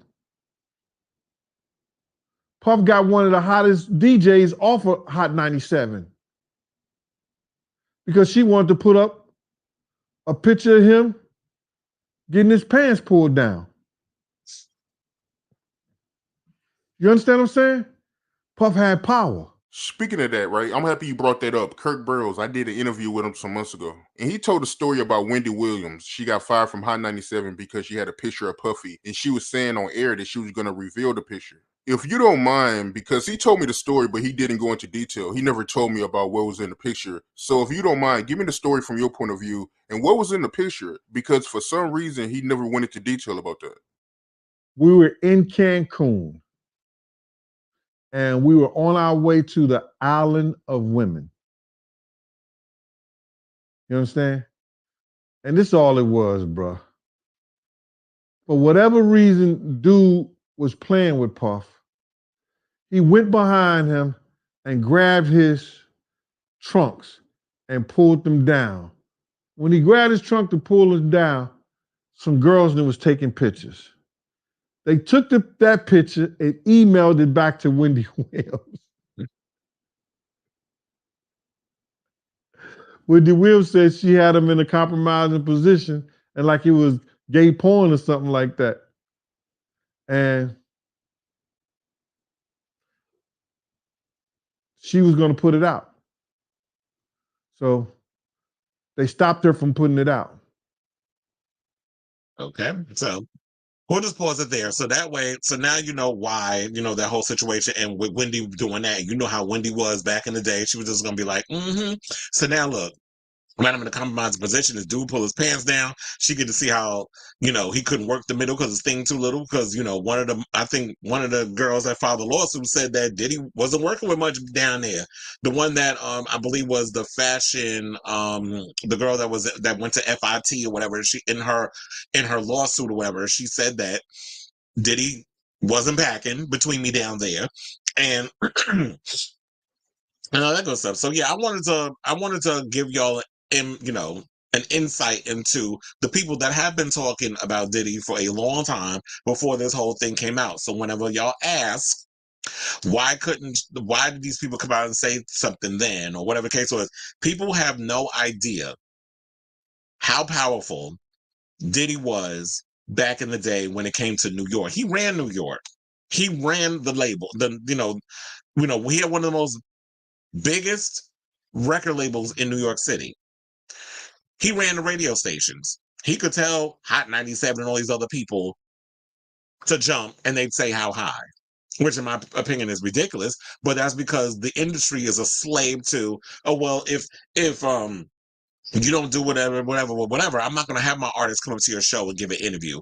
I'm not going to have them spin the music over on your station. I'm going to take it to the rival station. So there was a lot of that. There's a lot of when it comes to the stations and they're competing and all that other stuff. So that played a lot into what was going on. So I say all that to say, see, this is why I be telling y'all, when y'all say, why didn't they do this, now you know why. So shout out to Wendy Williams. I hope she's doing well. I will say this also about Wendy. I really wished that she were well enough mentally to be able to see him get his comeuppance. Even though she said in her book that she don't hate him, but she was pissed off for a long time for what he did to her in regards to her career. So I get it. And, she had one of the biggest comebacks, and at one point she invited him on her show, but I'm sure that she had to be, walk on the eggshells, not be a little too, as she used to do, like the swoop down. She couldn't do none of that with him on the thing. Because I can't remember that far back, if he still had enough power in the industry when Wendy was on the air regarding the talk show. So I really wish that she was competent enough today to see this man's downfall because of what he did to her. And all she was doing was reporting the news. She was a gossip columnist. We didn't have, and people need to realize this. People don't understand how powerful Wendy Williams was too, especially in the radio space. She was giving Cindy Adams, Liz Smith, and Cindy, I combine them both. She was our Liz Smith. She was our Cindy Adams. She was our Rona Barrett. So, those are all the gossip icons. In case y'all didn't know who it like, hell, they were all gossip icons in their own right. Cindy Adams did page, what was it? Was she on page 6? I know she did I think she did do page, she was a part of page 6, the New York Post. Then we had Liz Adams, I remember Cindy because she had that big old bun, bouffant, whatever the fuck you call that shit that she had with her. It looked like a beehive. Looked like it could have used some water too. But and then the hair looked a little dry. That's what I'm trying to say. And then we had Liz Smith, and like we said, Rhoda Barrett was way before my time. I remember one time some lady compared me. She was like, "You remind me of Rhoda Barrett." I'm like, "Who's that?" Like I never heard of her. So I had to look into her, and then I realized who she was. But anyway, so people don't realize it's like, you know what? Before there was no TMZ back when Wendy Williams was doing what she was doing. Wendy Williams was TMZ before TMZ was TMZ. So when everybody wants to give credit to Perez Hilton and TMZ and those other people, Wendy Williams was that girl doing what needs to be done. And like I said, I wish that she were competent enough today to see this man get his comeuppance. So let me know what you guys think of this story down below. Were y'all shocked to hear this tea about Wendy Williams and the whole thing about the whole thing, not hosting, the whole thing about the reason behind Diddy getting her fired? Because we already knew that. I look, us in New York, those of us who really paid attention, so we knew. But in case y'all didn't know, I'm definitely curious to hear your thoughts on this story down below. Okay, so we have a comment. It said, Wendy stole "How you doing?" from a comedian that used to perform. But I'm sure she probably did. Everybody gets it. Funny enough, everybody, I always said, like, there's nothing new under the sun. Everybody gets things from somewhere. I'm sure there's been many lines and things that I've said and done that have been from someone else. But I do love her. Since she ain't shit, since she's not saying, can you imagine saying that sometimes? I was like, she show, somebody, she show. I was like, I was getting a little tongue-tied with the shush. But I was like, I'm sure that she has said some things that, we've all picked things up from other places.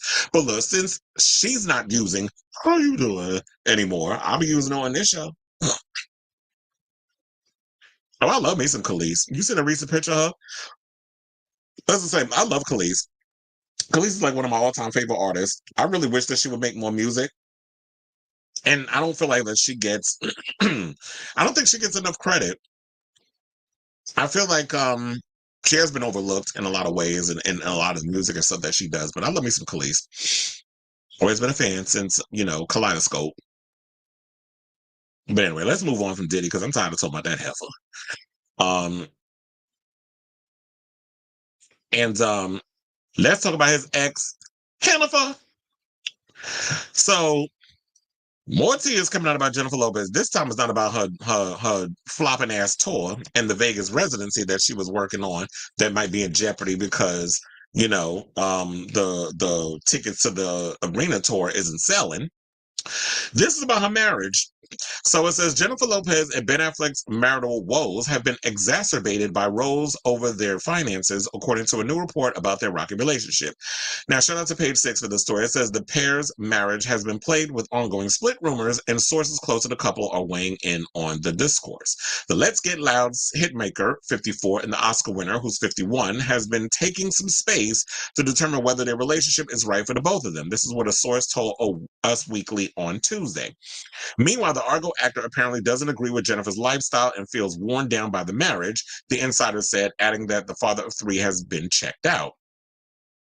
The source close to the duo, who tied the knot in 2022, are on 2 completely different pages most of the time, and that their honeymoon phase has worn off, saying both have demanding careers that often require them to be in different cities, the insider added. They didn't realize this before they got together? That's what's baffling to me with this story. It's like, Ben Affleck is an actor, an Academy Award winner. I think he has 2 Academy Awards, if I'm not mistaken. He's an actor, Academy Award winning filmmaker, actor, and screenwriter. First Oscar he got was for writing Good Will Hunting with his bestie, Matt Damon. And I think he got an Oscar for Argo, if I'm not mistaken. I would have to look that up. But he's an Oscar winner. So he is in the elite of Hollywood. And I feel like Jennifer Lopez is trying to get up in there, but nobody takes her seriously. Maybe she thought by marrying Ben that she was going to be up in there with the upper echelon. I mean, she is upper echelon A-list, but sometimes I guess that's not enough because they want to be, it's like, yeah, I could be in the room, but I want to be accepted. And I always say, fuck what other people think, because you ain't never going to win people over. If you don't win them over, it's okay, it's fine. But what I don't understand is, before we get to the rest of the article, before I forget, I don't understand how you say he don't agree with Jennifer's lifestyle. Like when they got together 20 some odd years ago, he didn't agree with the lifestyle. That's why they broke up. Because he didn't like the paparazzi. He didn't like all the pomp and circumstance, the stuff that they would consider a negative. Ben Affleck is an artist. He's someone that loves the art of filmmaking. He loves being an actor. He likes directing. He likes creating. He's a creator. He's an artist. He doesn't like all the pictures and the paparazzi and all that other stuff. Unfortunately, that comes with the territory. But then it's like what I said about Timothy Chalamet dating Kylie Jenner. You can't be Mr. Actor or whatever, Mr. Thespian, Mr. Serious Performer, and then date one of the most famous people on the planet. It doesn't work. Especially if you value your privacy. You need to find you somebody that really falls under the radar, or date some average chick, like some regular girl that you met that works behind, at Starbucks. Date one of them. They won't follow you if you But then again, because Ben Affleck's association with Jennifer Lopez, anybody he dates after they divorce, the paparazzi are going to follow you. But if he was doing an average, so they would just mention it for a moment, they would have kept it moving, because there are a lot of celebrities out here that are able to disassociate themselves from the industry if they want to. Beyonce is one of the biggest stars on the planet. You don't never find out where the hell she at, except the time when she'll tell us in an interview, "Oh, I was at Target." "Bitch, when did you go to Target?" And she was like, "Oh, I'll just be anonymous." Okay. I just throw a cap on. Nobody recognizes me. I say throwing a cap and a mask, they won't recognize it, but if they see your eyes, they'll be like, "Oh, wait, is that Beyonce?" But anyway. So it says that J-Lo has reportedly begun to ramp up her work commitments and prepping for her upcoming This Is Me live tour, which kickstarts next month. She's very focused on work and overextends herself. This is what an insider told the outlet, but added that the pair have been apart for contrasting work obligations. This highlighted the emotional and physical distance between them. It says, over time, Jen and Ben found it increasingly difficult to communicate effectively. Small misunderstandings grew into significant arguments. They have fundamentally different approaches to conflict. Well, Chad, y'all both Leos. That's another reason, too. I would not be dating my own sign. Because I know how I am, and I'm sure they're going to be the same way. And I'm not trying to date myself. I don't want somebody who's an exact mirror replica of myself and my personality. Because we're going to be butting heads to the cows coming home. And Leos are stubborn as hell. I know. My father's a Leo.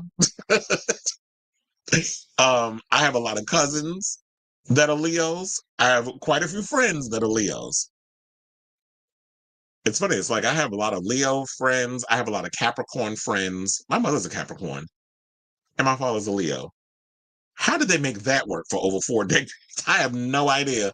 But marriage takes work.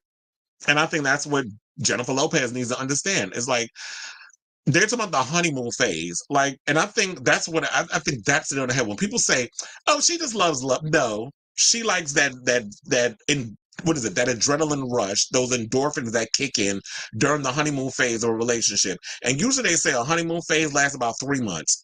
After that 3-month mark, that's when people start showing their true colors. They don't put the toilet seat down. They leave pee stains on the toilet seat. They leave their clothes thrown all over the floor, like little habits. And I know me, being a Virgo, any little slight thing sets me off, especially when shit is out of whack. So this is probably why I can't be in a relationship, because I will find some shit to be mad about. So I prefer my friends to give me the emotional, that I need. And if I need to fuck, it is not that hard, especially in New York. It's not hard to get laid. So that's why I stick to the rivers and the lakes that I'm used to, because people for the most part irritate me. Like little things, I can't. So they said the pair first sparked split rumors when she showed up to the 2024 Met Gala without him, and that's when all the stories was floating around and stuff. And then they also said in a separate interview with AP News, she revealed that she had pared down her schedule in the past few years in an attempt to slow down more and be home more. Instead, the Grammy nominee she's a Grammy nominee, has only been doing things that are really exciting or inspiring to her. Really? Because Atlas was trash. To her, as opposed to doing just everything. And Lopez explained, "That's what I used to do a lot of. This. That's the truth," the performer, 54, continued in the May 20th red carpet interview. "As much as it seems like I'm going at a fever pace all the time, I'm actually at half the pace that I was was a few years ago. It says social media users called the interview an example of the fundamental difference between Lopez and Affleck 51 amid rampant split speculation. Saying she's constantly doing something, a fan tweeted of the couple's very different personalities. Now, it says Affleck has come to his senses about their fever dream marriage, a source told Page Six earlier this month, claiming the actor understands there's just no way this is going to work. And I think, you know what? Maybe Ben was, I think, you know what? I'm going to give them the benefit of the doubt. I think Ben went in, and maybe I'll even say Jen, maybe they went in thinking, you know what? It didn't work back then because it was 20 years ago. We were much younger. Which would be like what? They were in their 30s when they got together. And then now that we're in our 50s and we're back together, maybe we've matured. We've slowed down a bit. We both have kids. They're both, all Ben's kids are teenagers. Jen's kids are the twins are teenagers. And she's looking at it as like, you know what? I don't have to, we can come together in this relationship more maturely. But if the issues that existed back then in your relationship are still there, and y'all haven't worked through that in therapy or whatever the case is, because y'all got enough money, y'all can afford therapy. If y'all didn't work that out in marriage counseling, therapy, whatever the case is, then y'all shouldn't have got together in the first place. I just think that it was that chemistry was bubbling. It was just that fiery situation in the beginning with the both of them. And I don't think y'all thought everything through. And I think maybe what it was for Ben is that everything was going at such lightning speed that he didn't take a second to think like, well, damn, I need to slow down. Like, what's going on? Slow down. And he probably just didn't say anything and just let Jen go.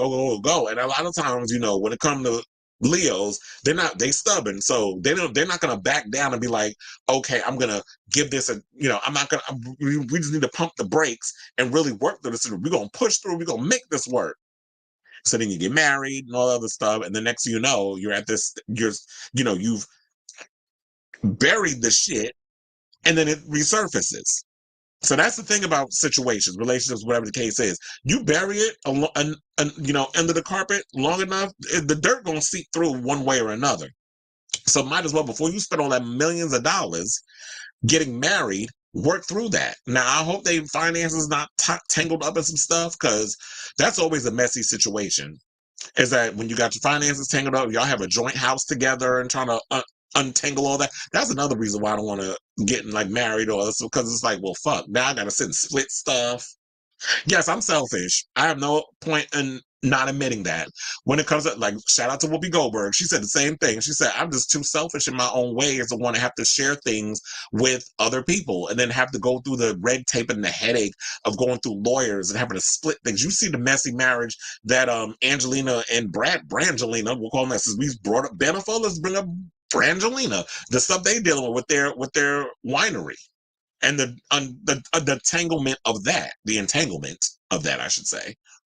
So, in a way, I kind of feel for them. But Jennifer is a serial relationship girl. And I feel like, girl, you really need to take time from yourself. And for all you the J lovers or whatever that was so caught up in that bubble and Sunny Hoskins, but they're in love. Yeah, okay, sis. You believe you continue to be as Delulu as J Lulu is. And with all that stuff coming out, it's just like, at what point do you kind of look at yourself and be like, you know what? Maybe I'm destined to be alone. And there's nothing wrong with that. There's nothing wrong with just, like, dating around and all this other stuff and not having to commit to being married. Like, what's the obsession with being married? Sometimes, look, marriage ain't what it used to be. So, shout out to you, Jennifer Lopez. Hopefully you work everything out. I don't think you will. I think Ben is going to be the next one under her belt of them parting ways, splitting, not being together in marriage and holy matrimony any damn more. She just needs to focus on her career. And I think that's probably why she's been working so much, because it's like she has that career of hers that she's got to continue to keep up. She's got all the, the fans, and I won't even count the fans in that. She's got twins to support.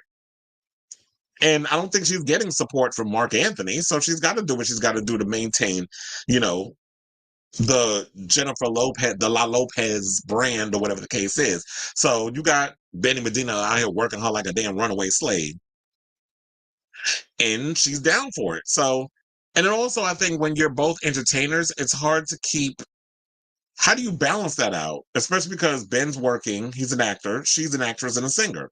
So if y'all traveling a lot, how do you find time to see each other? There are people that's able to make it work. Shout out to Cheryl Lee Ralph and the Senator. They've been able to make it work. It's like we live in 2 different houses. She just finally moved in with him, but they have their own lives. And I think maybe she needs to try that. Maybe she needs to get in a relationship and be like, you keep your shit over here, I keep my shit over here. And when we need to commiserate, whatever, we'll do that. But Jennifer Lopez does not give me that type. She gives me very much that she's stuck in this whole Disney-fied belief system of what a relationship is supposed to entail, which is why they continue to fail. Stop thinking that life and relationships work like like Cinderella. Like nobody lives happily ever after. There's no prince that's gonna come sweep you off your feet and put you on the horse or the knight in shining armor. I know it probably sounds like I'm being cynical, but I think that when it comes to relationships, people need to get real about that and realize that this whole idea of what you've been taught since childhood on what a relationship is just does not work. It's not believable. Because if that was the case, her relationships would last longer than 2 damn years. I feel like the only relationship that actually lasted longer was her and Mark. I think that marriage lasted the longest. So I think they were married 10 years.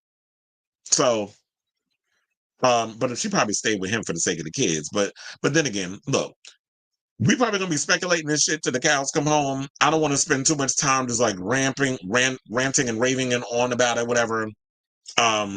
She'll be fine. She'll bounce back. She always does. Who knows? Maybe the breakup will inspire a new album. But girl, like This Is Me Now, we do not want a full album about your heart being broken by some damn Ben Affleck. We want some bops. We want you shaking your ass to some new music. I mean, if you could get in that place of like sticking to the rivers and the lakes that you used to. Like, what's the next we need like Let's Get Loud, or we need what's the other song? On the Floor. Like, get back with Red One. I'm sure you could use a gig of 3. I haven't heard what he's been up to in years unless his sound done dried up and sounds dated. Nobody cares anymore. But anyway, let me know what you guys think of this story down below. Okay, so we have comments. Felix said, like I said, Ben likes the perks of fame, like recognition, but not being famous, like paparazzi. Yeah, exactly. He likes the perks of fame. He likes the fact of I get to be an actor, I get to be a filmmaker, I get to do all the artistic stuff that comes with being a celebrity and being an actor. But I don't like the having to stand on. I mean, you have no choice. Like but I would say if the red carpet requires if the part of the entertainment means standing on a red carpet, doing a step and repeat, all that stuff. You know, there's another person that said that they don't like Hollywood and they left Hollywood recently, moved to Texas because he likes working in Hollywood, but he don't like the pomp and circumstance. Glenn Powell, who, oh my God, that man is so hot.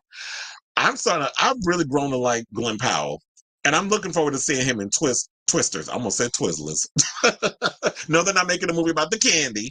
They got a sequel, requel, whatever. I don't even know what it's called, but it looked like they done Xerox copied some shit from the original movie, and they put it in this one.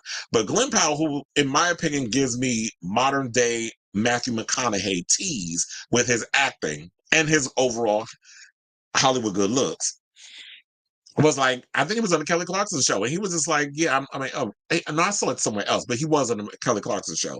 But he said that I love Hollywood in regards to like doing the step and repeats, the working on the red carpet, the work side of having to promote, but he doesn't like all the pomp and circumstance. So he moved to be closer to his family, where they're from, and that's Texas. So that's what you do. You got to find ways to get away from that. He really does. They said Ben looked like a miserable person in jail. How many times people always be calling her J-Ho? Like, I've been saying so many people in my comments about J-Ho, J-Ho. Quiet as it's kept. I used to call her that too, but I was like, I'll let y'all do the heavy lifting with that.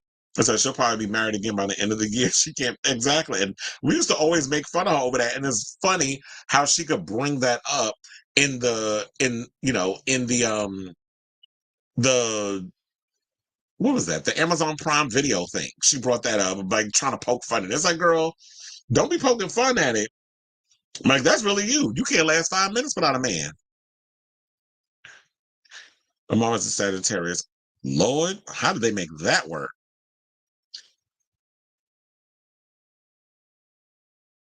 Oh no. I am not a bottom. Once upon a time I was. That was back in my 20s. But once I got older, I'm like, first of all, I don't like, when I was young and I was trying to figure out what I liked sexually, I was bottoming. But as I got older, I was like, I don't like bottoming. I don't like sticking nothing up my butt. I don't like having to clean out. I don't like all that other stuff. So, but when I'm sleeping with guys, I totally understand what it's like to go through all that, which is why I'm way more respectful to bottoms than most tops are, because I feel like a lot of top guys don't respect what the bottoms go through. And then if you happen to get a little, mudslide by accident, then they want to be all, pretty much a dick about it. And it's like, you know what? Shit happens. That's what I say. And they said they rushed back into that. Yeah. And I just feel like that's that thing with her. I feel like I said, she's addicted to that whole feeling of being in a relationship when those endorphins and everything kick in, and that it's that honeymoon phase. She's addicted to the honeymoon phase of a relationship. And what people need to realize when it comes to relationships is that relationships require work. Remember, they said for better or for worse, for richer and poorer, in sickness and in health. All those things is in there when y'all say them vows for a damn reason. And you have to realize is that you don't bail when the going gets tough. Make it work. But I will say this: if you have a significant other that is checked out and is not willing to make it work, that he's over it, then I feel like, you know what? If he's being stubborn and not willing to meet me halfway and want to work on repairing the marriage, then I do feel like it's best to just check out. She had broken, exactly. And that's the funny thing. She has a habit of doing that too. This is not the first time that she's broken up with someone and then, like, a short amount of time later, she ends up in a new relationship. A-Rod is not the first nor the last. Now, I did hear that A-Rod was out here laying low and spreading it wide with other women, which I don't know why she was surprised that A-Rod would do that to her. A-Rod is a notorious Rolling Stone, so I don't know what she thought. I hear Brad Pitt. Yeah, they are. I saw that Vivian did that because Vivian. A lot of people don't know that Angelina Jolie is producing The Outsiders on Broadway. I didn't know that either until I saw her promoting it on the Today Show. I actually want to see that though. By the way, she's producing, and then Vivian was there with her. So she's dropping the last name. So I wonder, I'm like, well, damn, is Brad really a deadbeat dad? Or is it the fact that Angelina been chirping in them kids' ear? Because look, remember, she didn't have the greatest relationship with her father, John Voight. And he was still is a known dick. But I hope that she's not taking a lot of things that stem from her childhood and trickling it down to her children. Oh, I got a story about. Wait, do I have that? I thought I got rid of it. I was going to bring that as part of the show too, but Alexander A.E. Edwards. I hope I removed that. I probably didn't remove it from the docket. But look, if I was Alexander Edwards, because I'll probably bring that up if I do a show tomorrow, is that I'll add that in there. I was going to do that today, but I felt like the show was going to be way too long and we'd be doing a 4-hour show again or whatever. So I just wanted to not keep the show too long. But so I was like, I'll bring those topics up tomorrow in case it's a little slow day.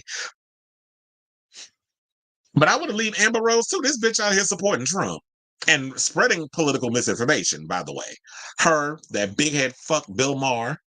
He's another one that was spreading propaganda all over The View. He's been doing a couple of interviews out here. He's equating anybody who supports Palestine as supporting Hamas. Number one, I don't support terrorists on either side, but our country does. We like giving bombs to terrorists.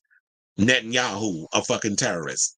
So, 30 years in the game, we didn't get rid of the Taliban. We replaced it with more Taliban.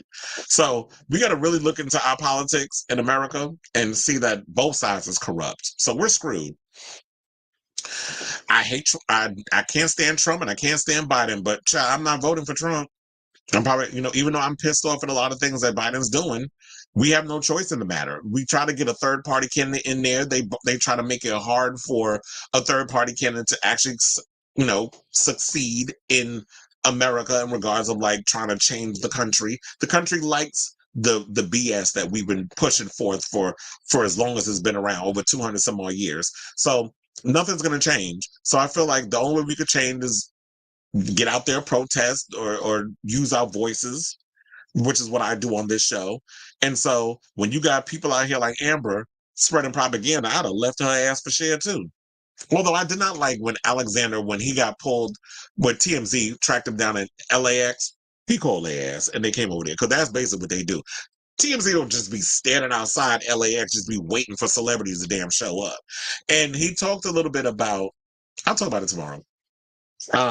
He talked a little bit about the incident with him and Travis Scott. Sidebar, I was listening to Travis Scott album yesterday on my way home. I was like, I was in a Travis Scott mood.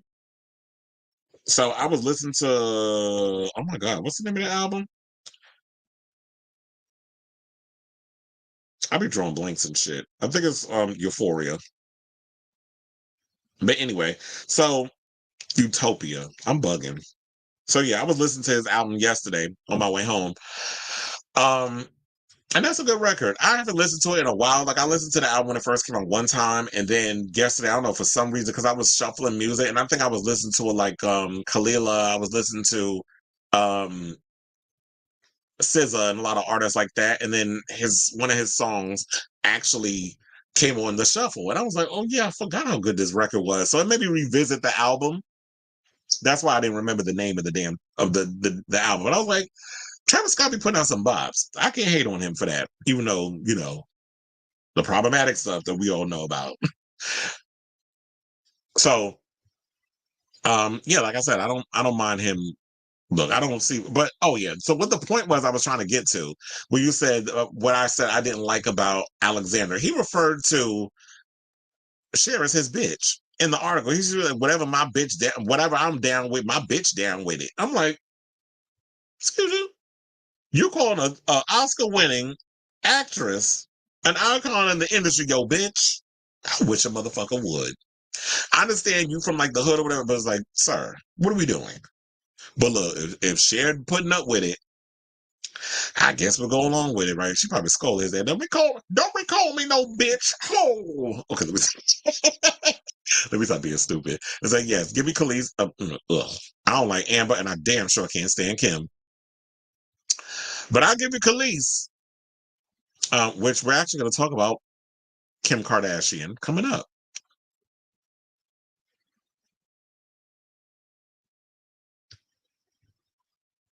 Getting hired where? I mean, if you go to Harlem, there's Africans all over the damn place working, you know, doing the hairs and things of that nature.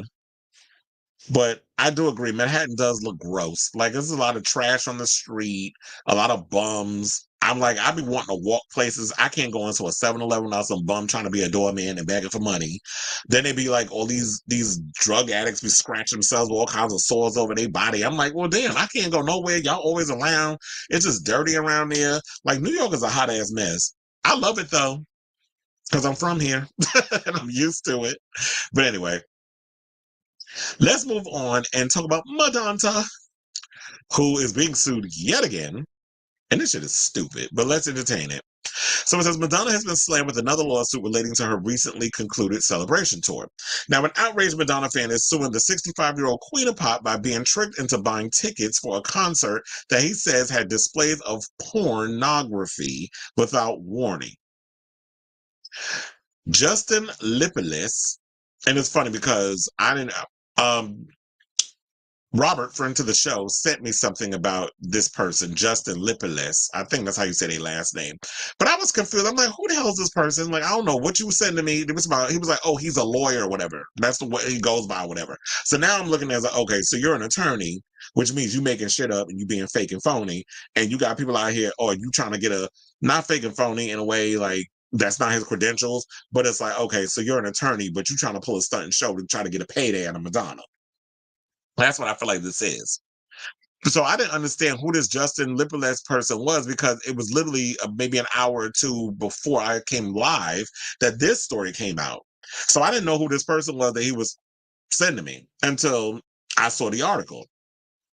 So they said Justin was the angry spectator who filed the class action lawsuit on behalf of the other attendees of one Madonna's celebration tour shows in Inglewood, California. He claims that the March 7th concert at the Kia Forum started over an hour and a half late and that the venue was blistering hot because Madonna allegedly demanded the air conditioning be turned off.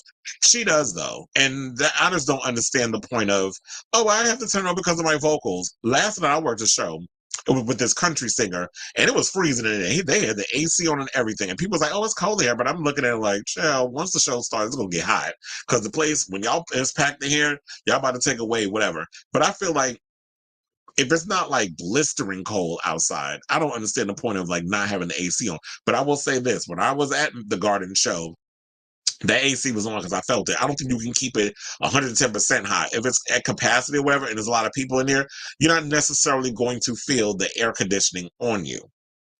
They do have to keep the temperature stuff in there going just in case, I guess, the equipment blows or whatever the case is. Like you can't have it scorching hot. But anyway, so it says that it notes in the suit that he and other fans were sweating profusely and became physically ill due to the heat, but this apparently didn't faze Madonna, who allegedly told crowd to take their clothes off if they were hot. Then the lawsuit takes aim at Madonna's raunchy on-stage presence that night. Lopez claims he and fellow concertgoers were forced to watch topless women on stage simulating sex acts. Child, he must be a homosexual. If you out here talking about, oh, I was forced to see titties. Oh my God. Your mother has breasts. Relax.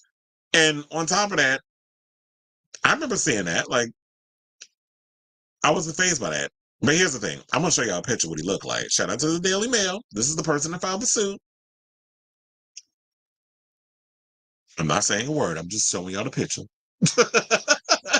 But if you read between the lines, read between the lines.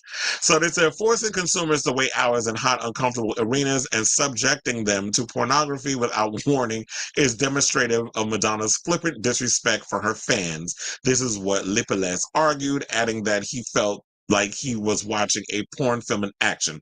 Clearly, sir, you have not watched enough porn because I just don't understand how you thought seeing titties on stage is pornography. They're topless women. They show that in strip clubs. They show that in other types of events too. Have you never seen a burlesque type show? Have you never been? First of all, Madonna was doing topless performers. This was a throwback to, was it the Blonde Ambition tour where she had people, topless women and stuff on stage? So this is not the first time she's had topless women on her in the show. So I don't know why you trying to act brand damn new, sir. Now, I give it to you over the fact that, okay, she had the thing too hot or whatever the case was, and then she showed up late. Me, I didn't even know you can get sued for being like, oh, it was so hot in the place, it's blistering, whatever the case is.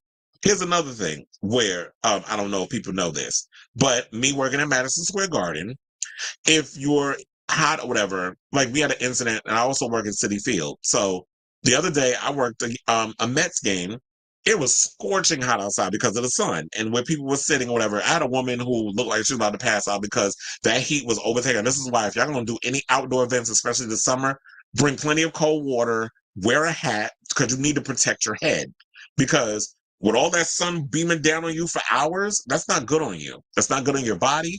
It can force you to pass out. But if there's ever an incident, and there have been incidences or whatever the case is, where people are feeling sick, they drank too much, they pass out, whatever the case is, we have medics that work at the event. We have ambulances. We have a whole medic team that works the events, that in case anything happens, if I'm on the floor, whatever, I will make a phone call and have the medics come and deal with whatever the situation is. So if you were feeling a kind of ways, you could have notified an usher. You could have notified security. You could have notified somebody who was within earshot and said, you know what, I'm not feeling well.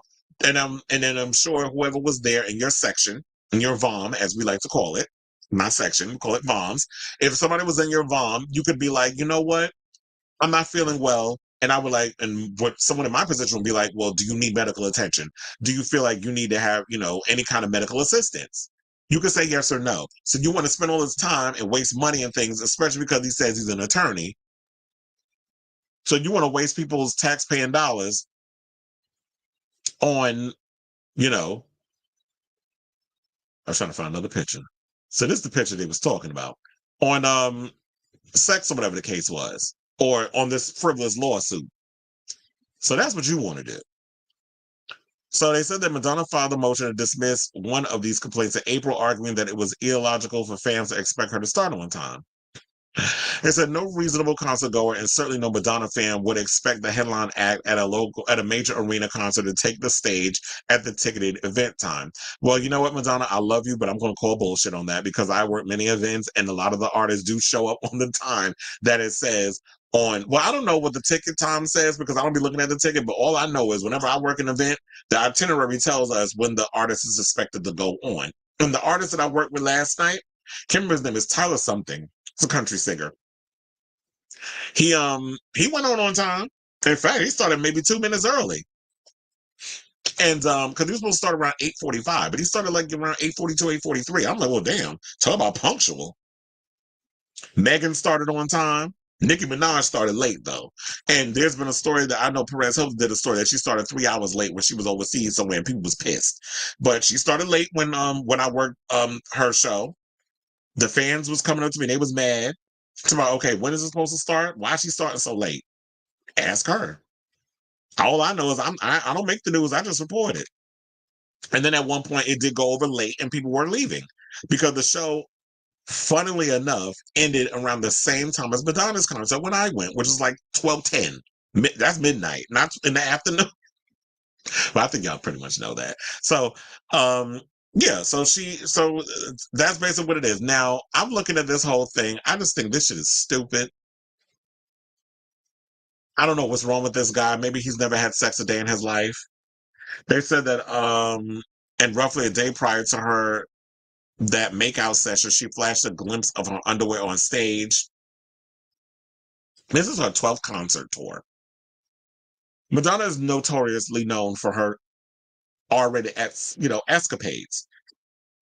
I cannot believe that this is this guy's first time on the road. Like, have you never seen a Madonna concert? I mean, I understand that this is your first concert that you ever been to, maybe, or whatever the case is. This would need to ask him if this is going to be a lawsuit. Have you ever been to a Madonna concert? Have you ever seen a Madonna concert? Majority of her concerts are on DVD. If you don't even have the DVDs, you can go right on YouTube and watch Madonna's concerts. It's that simple. You can literally go on YouTube and watch. I watch a lot of her concerts on YouTube. And I'm sure before you even went to this show that you've seen clips floating all over social media about what's in this show. And I knew before I went to go see the concert that there was titties going to be all over the damn stage. I knew this was part of it.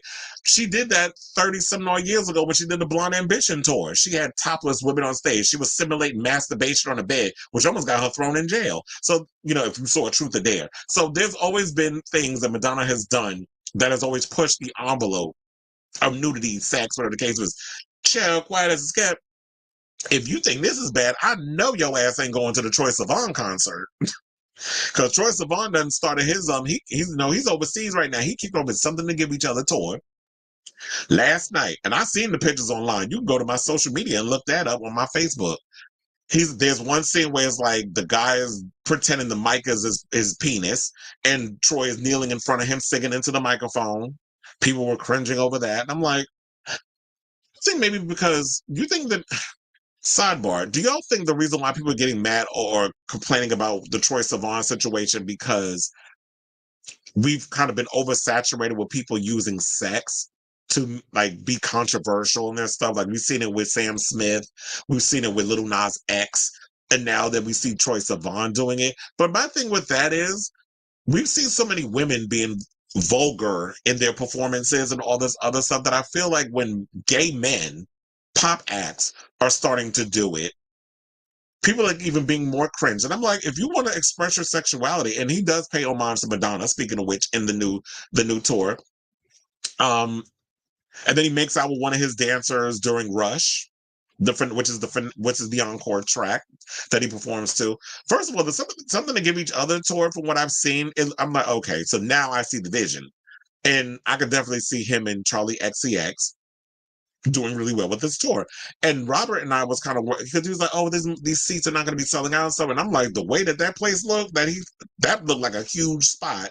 I don't know the capacity, whatever, but Troye Sivan sold that place out, and it was huge, and that was by himself. I don't know if he had an opening act or whatever the case is, but the show was showing. So maybe he could turn it out in New York. So I mean, not just New York, but the United States. I'm sure he'll sell out the Madison Square Garden. But I say all that so I don't know. Yeah, I brought that up because I was like, it kind of mirrors this whole Madonna thing. So I'm like, yeah, you definitely ain't going to see Troye Sivan if you're taken aback by sexual stuff being simulated on stage. I don't know why people get so they tits in a twist over that. Sex is a part of human life. We all grown, sir. So what do y'all think of this story? Do y'all think this is some frivolous mess? Do you think that this guy's wasting his time? Do you just feel like this is just ridiculous? Like, how do you not know what Madonna brings to a show whenever? Like, controversy is her middle name. She invented controversy when it comes to being a pop act and in her shows. But anyway, let me know what you guys think down below. Okay, so we have some comments. It says, has he? That's what I said. Clearly he hasn't. As a guy I know who went with my friend Holly said he didn't like the religious parts, like the beast within and the monk robes. And yeah, and the funny thing is, if you've seen and you saw the concert, this is a throwback to a lot of stuff. The beast within, she did that in the reinvention tour, which I love the beast within part. And it's like, yeah, Madonna's always going to put things in there. Religious imagery, she's always put in there. People don't like when she gets political with her stuff. That was an actual clip that she put, and I love for her for doing that. She put a clip in there of fans, whatever, complaining about, well, I don't like the politics and stuff. That was in the reinvention tour. When I'm going to tell you a secret, when she did that documentary. So, and she's always simulated sex and things during the girly show. The Blonde Ambition tour. So many of the things that she's done is like, we've seen these things happen before. So when people come 4 decades later and tries to act brand new, like, oh, I'm shocked and I'm appalled. It's like, get off my fucking line with that. I have to understand if somebody who ain't never did that stuff before, you want to do it. But even then, I'm just like, do y'all not do research before y'all do stuff? Now I feel like it's going to be at a point where now it's going to graduate into movies. So somebody puts out a movie and you go see the film and you're like, oh, well, I wasn't told and I wasn't warned as to what was in the movie. So now I'm going to sue the studio because they put something in there that I was offended by. Is this a slippery slope we going down now? Now, I understand that lawsuit that guy did where there was a movie that Ana de Armas was supposed to appear in, and she was in the trailer, and he went and saw the movie, and she wasn't in it. So he went to see the movie because Ana de Armas was in it. But then when he went to see the film, she was nowhere to be found because they cut her out, but they left her in the trailer. I could understand a lawsuit over that you felt misled. But for the most part, it's like, come on, people. Google is our friend.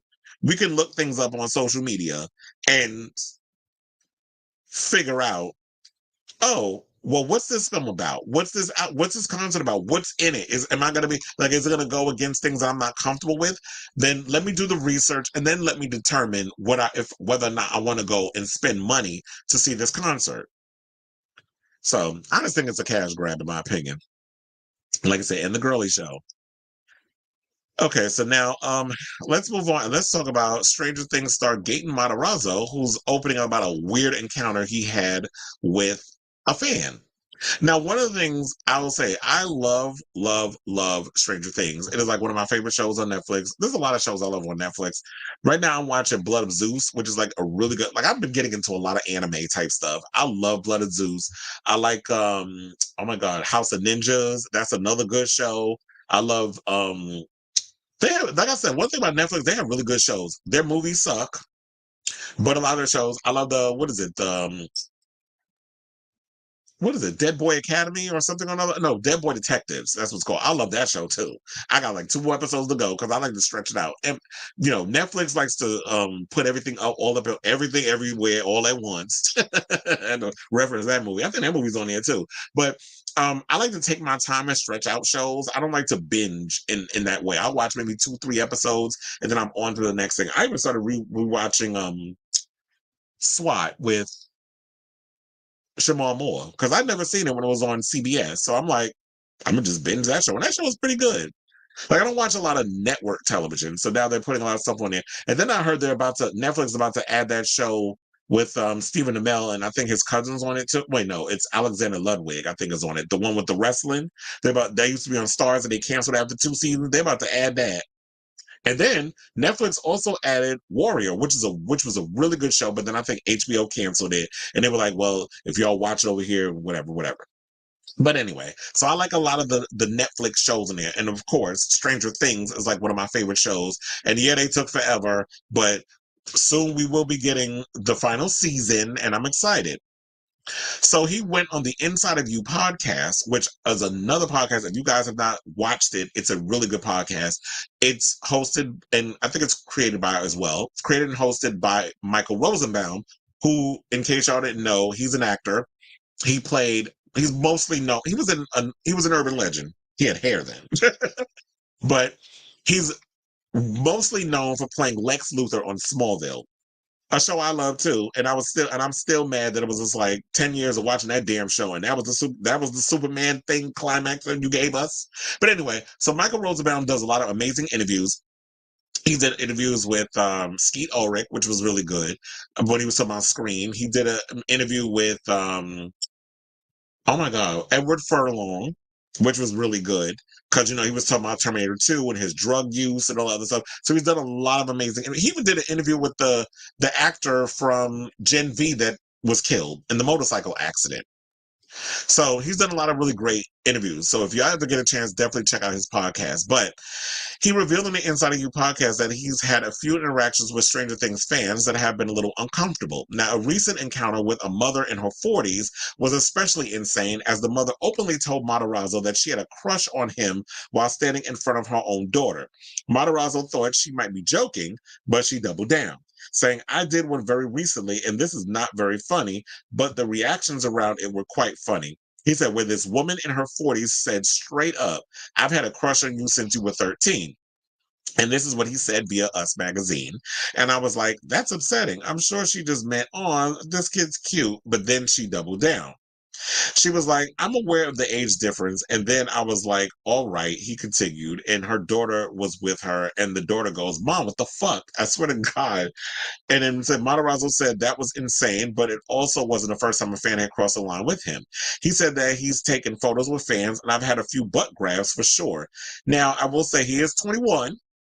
And he says that, he's in production of the 5th and final season of Stranger Things, one of the biggest shows on Netflix. Matarazzo has been a series regular on the show since the beginning, saying, "With this show, it is quite clear that I'm very well aware and would like my professional team to understand that I'm very okay with Stranger Things being very likely the biggest thing I will ever do." This is what he said in the podcast. And he says, "And it will most likely be the thing I'm remembered for, even if I consistently work after this. And I'm cool with that as long as it facilitates happiness going forward, security, and more work going forward. What more can I ask for? I don't want to maintain a sense of relevance at this point where it isn't even something I particularly enjoy that much." And you know what? Good on him for saying that, because I would say there like, you know what? I love the fact that he said something of the matter, because I think a lot of times when you're when you're an actor and you get to a place in your career where it's just like, your biggest role ever winds up in something, and then you want to continuously try to keep that high and be able to go and make more stuff like it.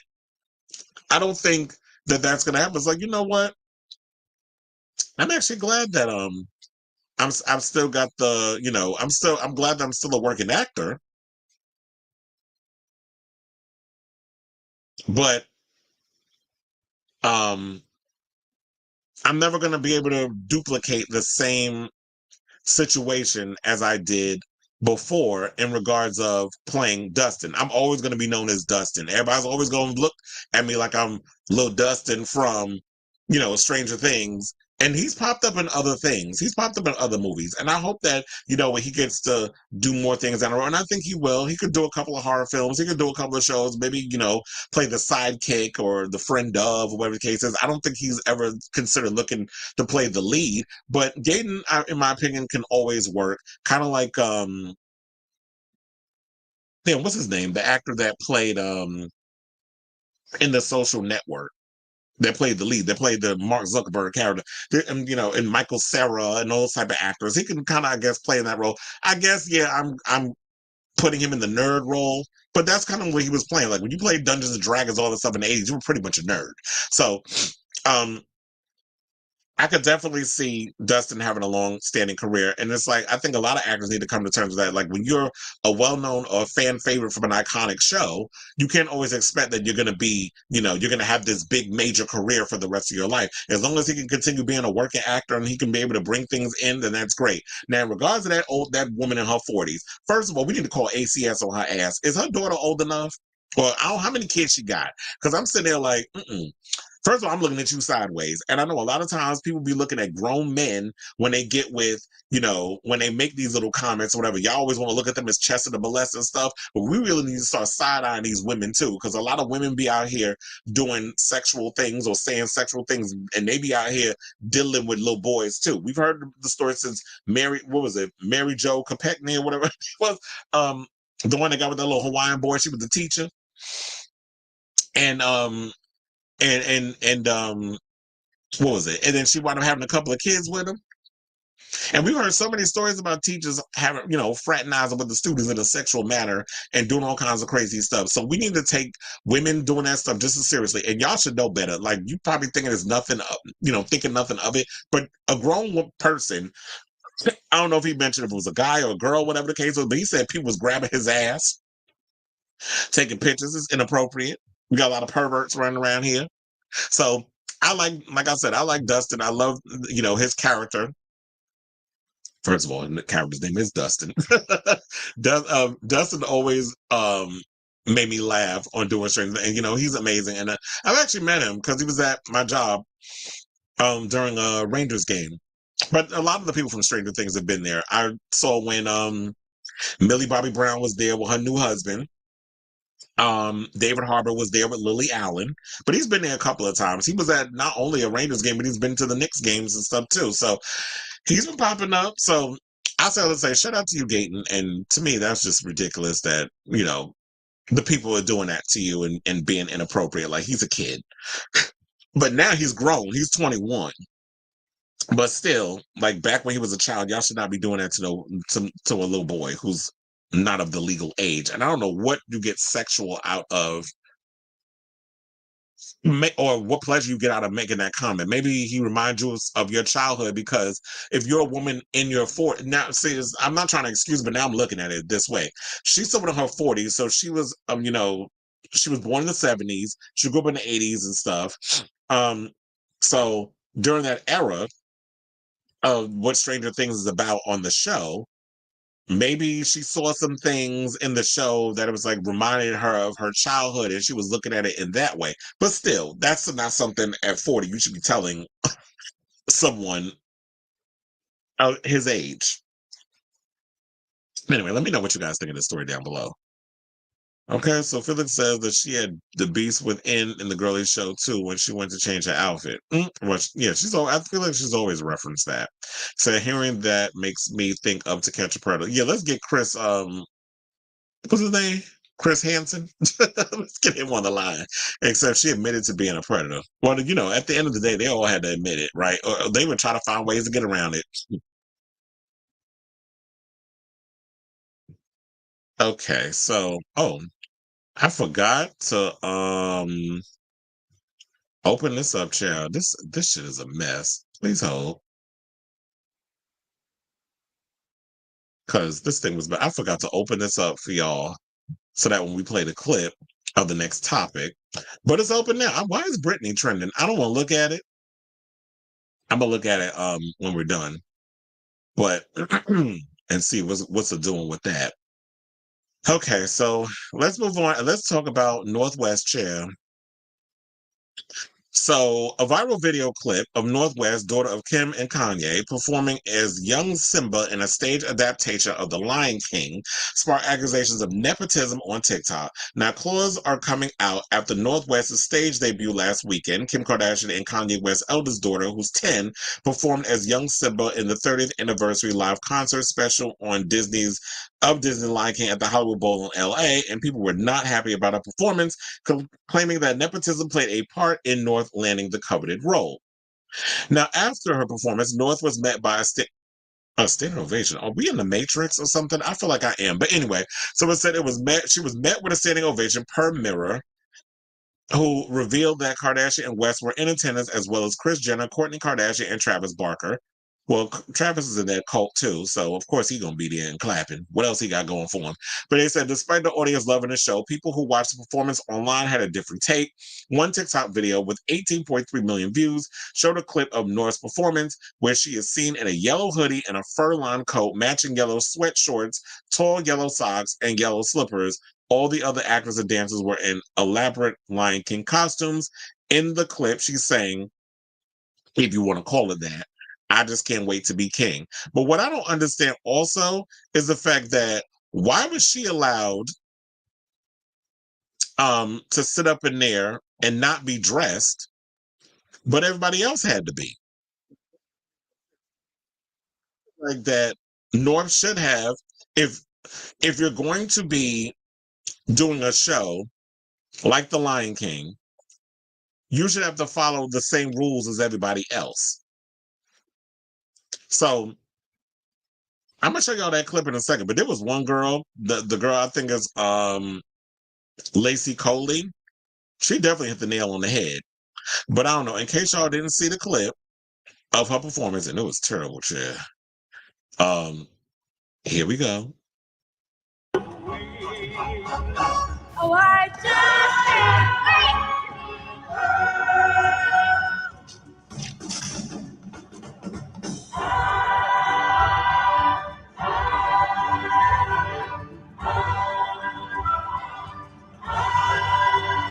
Everybody look like, everybody look right, everybody. She wasn't even like trying to perform, like she was just stomping her feet, going back and forth. Wasn't even like, was way off key with the singing. But the people was in the comment. They said, I'm sorry, but casting Northwest as Simba when there are hundreds of properly trained theater kids with voice coaches, dance skills, and experience was a horrible choice. It definitely makes you question the credibility of the casting director. You let Kim pay to ruin your show. Then they another person said, I won't comment on the performance of Northwest at the Lion King live show because she's 10, but what the hell is she wearing? Who thought, hey, she needs to look like Simba, pull out the yellow barrister wig? I've seen Walmart onesies that look better. And another person, because this is what I got the video clip from, and called Amaki or whatever. I'll just put Ama. They said everyone is saying not to be too harsh on her, and that's fair, but let's be very real. There are plenty of talented and hardworking 10-year-olds who deserve this far more than Northwest, who even looks like she didn't attend rehearsals. Nepotism is a mockery to hardworking people.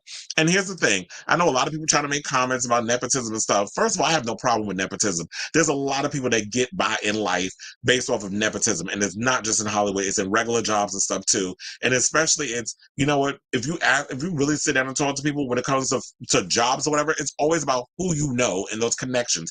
You're very lucky if you can get into something on your own. And here's the thing. If Northwest actually took it seriously in regards of wanting to get into acting and performing and stuff, then I feel like that she should have really stepped up to the plate and put in the work. Don't just think like, oh, I'm going to just show up and all of a sudden I'm going to just be given the red carpet because in my whole life I'm spoiled. So I feel like she should have put in the work if she wanted to be taken seriously as a performer. Or whatever the case was. Blue Ivy did it, and let's bring her up in the conversation because I know a lot of people online was talking about Blue Ivy and all this other stuff, and I'm sitting there like, so yeah, let's talk about Blue Ivy. So Blue Ivy, you know, she got dragged because she was half-assing it with the choreography in the Renaissance tour, which Beyonce was against in the beginning. But she wanted to get up there and perform. She's like, okay, I'm gonna let you do it. And then Beyonce revealed, she was like, I didn't even know this child had a TikTok. So she went online, she read the comments because people was reading her for giving a lackluster performance. And what Blue Ivy did, instead of sitting there, you know, sulking and crying and I've been so I don't never want to perform ever again. She got up there and she put in the work. the captain, the dance captain, whatever, showed her, like, she took it seriously. She showed up to rehearsals every day and she put in the work.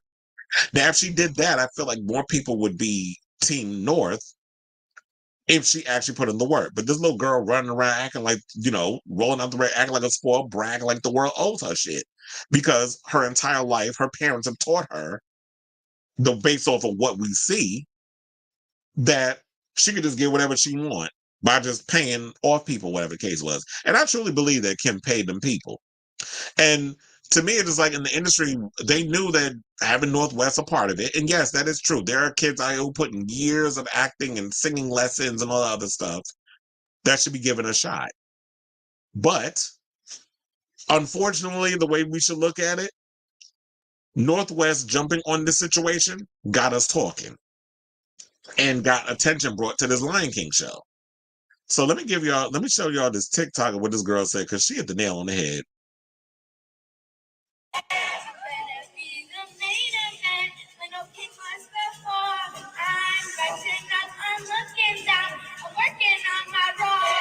I am so tired of people giving Nepo babies the benefit of the doubt. So Northwest just gave her first performance in Hollywood, where they did a live action performance of The Lion King alongside artists such as Jennifer Hudson and even the original voices of The Lion King. So this is a big deal. This is not a small deal. This is on a huge level. It has Kim Kardashian and Kanye West written all over it. There are multiple videos saying that people should give Northwest the benefit of the doubt. If they got any other kid who genuinely can sing and is a professional, it would have sounded 20 times better. It had to be Northwest because Kim and Kanye definitely paid off Hollywood to make sure that North was on that stage. This was probably her biggest skill of performance when it comes down to singing and actually showcasing her voice now that she's a little bit older. It was a great school performance. It was a great middle school performance. I believe that people are genuinely upset because it's taking away from people that can actually do it and that have worked their asses off. And I think that a lot of people felt robbed because, of course, Northwest got it just because of her parent. There was this girl that posted a video saying how everybody is ridiculing North and everybody needs to remember that she's just a kid. Well, baby, show business does not work like that. She's 10, but she's also into fashion. She's also into art. Maybe one day she'll be into acting. You never know. Instead of actually honing her craft and making her genuinely good at what she wants to do, it just seems like Kim and Kanye are relying on their money to push their kids out. If it was just a normal girl walking down the street and was brought on and did horrible, everybody will be ridiculing that little girl. So nothing has to change just because it's Northwest. Mm-hmm. And so while that was playing, I went over to Kim's page because I'm nosy. And she posted a picture of Lil North. And people was in the comments, child, they was reading her down to the floor. They said that costume, that whole performance was horrible. Another person said her mother should have let her audition. That way she would have failed miserably there instead of on a main stage being laughed at by the world. And I agree with that. Look, some people actually came in her defense. They said, y'all be so mean to these celeb kids. It's the adults who are wrong for making the kids do auditions. Do auditions? First of all, did North even audition? That's the question, because a lot of people feel like, a lot of the mothers said that, one mother said that her daughter did a callback about 4 times, and it was between her daughter and 3 other girls, and then here come Kim walking up in there and North, and all of a sudden she gets the lead. Now I understand, like, if my child is out here performing whatever, excuse me, if I want my kid if my kid wants to act, if my kid wants to perform, I'm like, look, if you feel that you could do the big role, then go ahead. You go audition for that big part. But if you want to ease your way in and do like the smaller character, which a lot of kids do, I performed in a lot of school plays growing up, then you do that. If you have the talent, the wherewithal, the pizzazz, all of those things. But to me, it's just like, yeah, a lot of times when it comes to the Kardashians, they like to buy their way into things and thinks it's okay. But then you had, excuse me, but then you had Jason Weaver, who was there and shared a picture of himself with North on IG, and wrote a little positive thing. Okay, whatever. And y'all know who Jason Weaver is. Jason Weaver was on not Moesha. He was Brandy's brother on Thea. He also played a young Michael Jackson, and he also did the voice of Simba. I mean, of Simba in the original cartoon, the movie that I saw in the theater. So Jason Weaver, he's well known. So that's what she posted, and this shit looks stupid. Because my thing is, okay, if you was going to take this seriously, she could have got up there and put on the costume and really did the work and all this other stuff. But these Hollywood people, y'all run funny, y'all are weird. Y'all, they live for the nepotism and all that stuff. But like I said, it brought a lot of attention to the video. She got what she got out of it. My thing is, if North wants to be an actor, she's really got to put in the work. You can't just be getting up there thinking you can half-ass it, which is what she did. And now she's supposed to be coming out. She's thinking she this generation's Raven Simone, where she want to come out with a rap album or whatever. And she's supposed to be coming out with that. So if that was her performance in that Lion King, you can imagine what she's gonna give y'all when she start doing full-on concerts. Kim want one of those little. She's trying to pass down the situation so bad, and it's like none of your kids have the talent. But look, at least the things with the other kids, at least they keep it to them. Like they're not interested in the whole spotlight thing. It seems like North is.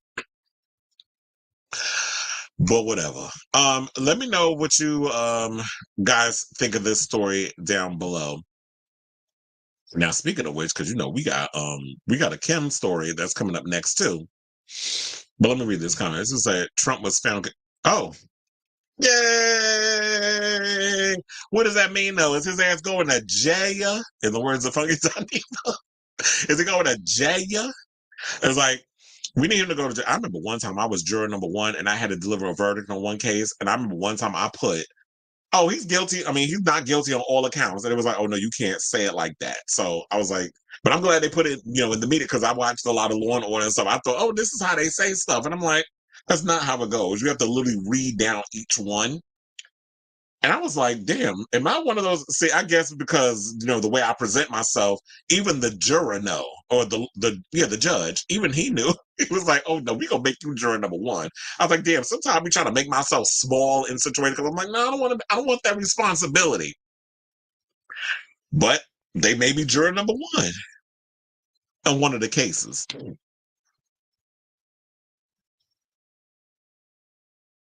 Yes, he does. But I'm wondering if what I don't understand is how they allowed someone like Donald Trump run for president when he's had all these situations. And he was going to be found guilty, especially in New York. New Yorkers don't even like his ass.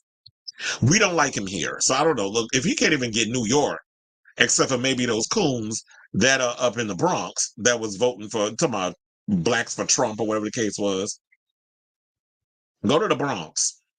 Because they don't like him. I think he's from Queens. They don't like him there. He is not respected in New York, which is why he lives in Mar-a-Lago. But I do wonder what this means. So I'll definitely be paying attention to this story and see what happens. Because if he was found guilty, does that mean you're actually going to put him in fucking prison? Because if he's been out here doing criminal activity, federal crimes, he needs to be in jail. And it would be crazy that the law would allow a man, if he wins, the presidency, that he could run the presidency from prison. I'm like, what country are we living in that would be even allowed? But anyway, let's speaking of Kim or North, well, we could talk about Kim. And I was like, oh, do I have it? Yeah, I have it. So, because I had to close my other windows. Okay, so I'm ready. So Variety has announced their lineup for the season 20 of Actors on Actors. And here's a list of people. Because I went on their the page and I gagged over that. I'm like, y'all cannot be serious with this foolishness. Kim Kardashian is actually on the list of Actors on Actors. First of all, I didn't even know she acted. But I guess we learn something new every day. So they have Jodie Foster and Robert Downey Jr. They're going to have an interview together. Plus Kristen Wiig and John Hamm, Kim Kardashian and Chloe Sevigny, Quinta Brunson and Jennifer Aniston, Elizabeth Debicki and Emma Corrin, Anthony Mackie and Tyler James Williams. That's going to be a good one. Leah Woodall and Nicholas Galitzine, who actually curious about it because I noticed Nicholas Galitzine he's on the rise. He's actually was just cast, and I'm gonna talk about that tomorrow. He's actually the new He-Man in the upcoming Masters of the Universe reboot that they're doing. So I see his career's on the rise. Then we have Joey King and Taylor Zakar Perez, who I think Taylor Zakar was in that he was in that gay film Red, White, and Royal Blue. I think he was in that. Then we have Naomi Watts and Jonathan Bailey. Let me see Jonathan Bailey. Tom Hiddleston and Anna Sawai. Andrew Scott and Brie Larson. There's a lot of gay actors on here. Andrew Scott, Jonathan Bailey. I don't know about Taylor Zakar. He played a gay. And Hannah Eibender and Chloe Fineman, sorry. So those are the people that they have that are going to be in the upcoming season of Actors on Actors. I actually love me some Jodie Foster and Robert Downey Jr. So some of them I will be watching. Kim Kardashian, I don't understand what the hell they was thinking. Maybe they needed a reason to get all of y'all excited because, like I said, with the whole thing with Northwest earlier with the Lion King thing, they know that that girl ain't got no damn talent and what is she doing in that whole situation? But having Northwest come up and do that play was going to get us talking. Just like Kim Kardashian doing Actors on Actors was going to get us talking. So they said among the panel, so it says the court of public opinion, as you know, the internet, which we all thrive on, is sharing their opinions on one of the actors in particular. Of course, it'd be Kim, because everybody else, has paid their dues, has done the work. Some, as we mentioned earlier, are on the rise with their careers, and some are well-established actors who really pay their dues, and they pretty much get the respect in Hollywood. I'd like to see more people of color up in there, though.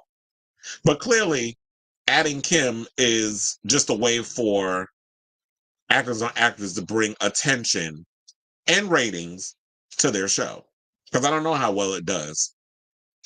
Maybe people who are all about like the art of filmmaking and acting and stuff watch it. But like I said, having Kim on brings attention. So this says, while Kardashian is primarily known for her reality show, The Kardashians, the 43-year-old has also dipped her toe in the acting world, most recently in American Horror Story. However, despite critics calling Kardashian's performance on the series actually pretty good, according to The New Yorker, scarily not bad, according to The Guardian and Rolling Stone, headlining their review with American Horror Story, needs Kim Kardashian. Some fans don't believe she is at a level worthy of a seat at Variety's Actors on Actors, saying Kim Kardashian's work on one season of AHS does not put her on par with anyone on this list. She's nowhere near their level of talent and many accomplishments, one social media user wrote. Another social media user commented, Kim Kardashian, can we be serious, please? Another added, Kim Kardashian is not an actor. Some even accused the star of paying her way into the series. Real actors exist. Did Kim K pay to be there? So look, she's getting accused so many times of, paying her way into situations. Which, maybe there's some truth to it. Unfortunately. So, hold on. Oh, I took the thing. I knew that was going to happen, but hold on. Because I took the picture out and everything. I was just trying to close out one of the things. So, what else did they say in the article? So they said they also turned to Kardashian's partner 70 and shared their sympathy for the Academy of nominated and Golden Globe winning actors. First of all, I love me some Chloe 70. I told you I saw the video with her that she's in the new Charlie XCX video with 360, which they're dropping a remix tonight with my girl Robin. So I'm excited about that. Robert sent that to me in a message earlier. So I'm excited for that because the new album comes out on the 7th next week. So one person says, so sorry, Chloe 70. One wrote on Twitter. Another wrote, so is Kim Kardashian an actor now? Did Chloe 70 draw the short straw? Kardashian and 70 have been paired after having both worked with producer Murphy. 70 stars in Feud as CZ, guests alongside Diane Lane, Molly Ringwald, and more. I still haven't gotten around to seeing that Feud season that I actually wanted to watch when she was on Feud. I haven't gotten around to it. But anyway, so it says aside from Kardashian's trolls, something she is most likely used to, there were some fans of the pairing. Well, good for them. And so June 3rd is when the new season starts. So I'll say this. I'm actually, I don't want to sound like a hater or whatever the case is, but I actually agree with the fandom. It's like, how does she have the ability to get this thing? Like, what qualifies her as someone who could sit there with someone like Chloe Sevigny, who I believe first started out her career alongside Rosario Dawson? I believe they were both in Kids, which is a controversial movie if y'all haven't seen it. Chloe Sevigny has been around for a long time. Like, I remember seeing her in a lot of stuff, especially like she's a girl who's been acting since the 90s. And Kim Kardashian just started getting her feet wet in the world of acting. Yeah, she did little things here and there. She was in a Tyler Perry movie, whatever the case was. But it wasn't until American Horror Story she started getting into acting. And then I've been hearing that she's getting more into producing a lot of TV projects and stuff. So maybe if Kim was maybe 5 or 6 years from now, she had proved herself as an actor, then we'd be having a different conversation. But I do feel like this is a little too soon. There's so many people out here who are people of color who should be getting these actors on actors type of situation. I'm not talking about the little mainstream ones like, the Anthony Mackies and that sort of thing. Like, what about Laz Alonso, who I just saw did a recent sit down where he was talking about being Latino and an actor, and he was up there with Gina who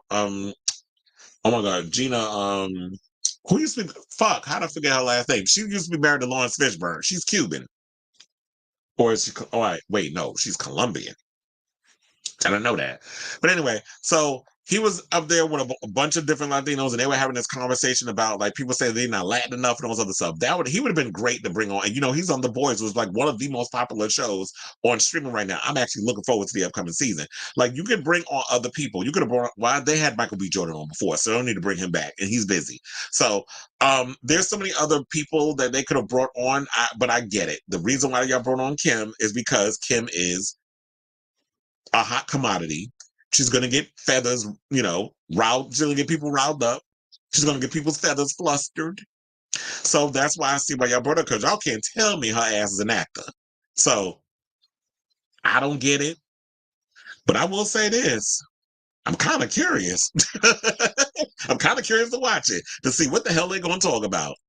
And child, look, y'all might as well just turn the comments off, because people are going to be up in there dragging her. They're going to say all kinds of stuff, so just turn the comments off. Or better yet, leave it on, because that'll be grist for this meal. So when I say all that to say, child, are y'all looking forward to this new season of Actors on Actors? Do y'all feel the way a lot of these people feel, that Kim Kardashian should not be getting, she's not on the same level as so many of our most famous thespians, or people who actually, as we said, like with Northwest, people who have spent years putting in the work of acting classes, the training, the audition process, and not just, oh, well, I'm going to give this person a phone call. Like, I'm sure that's what Ryan Murphy did with American Horror. So I'm sure he did not have to have her audition. He's got probably like, I got this role for you. I wrote it for you. And I want to know if you'll do it. I'm sure that's what it was, because I don't think Kim has ever had to work hard to audition for any kind of situation. Except maybe that video with Ray J. But let me know what you guys think down in the comments below.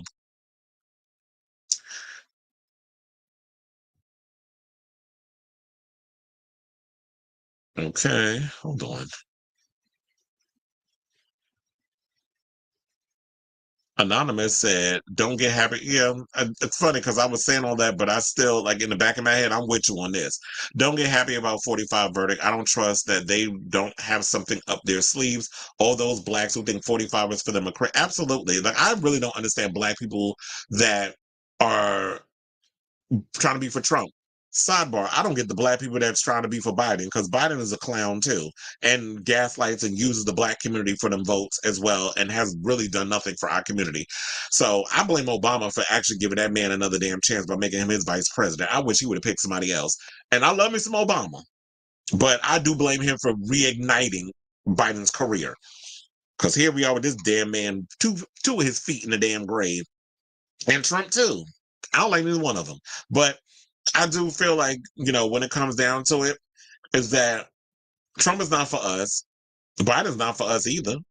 But, people vote. People continue to vote for him.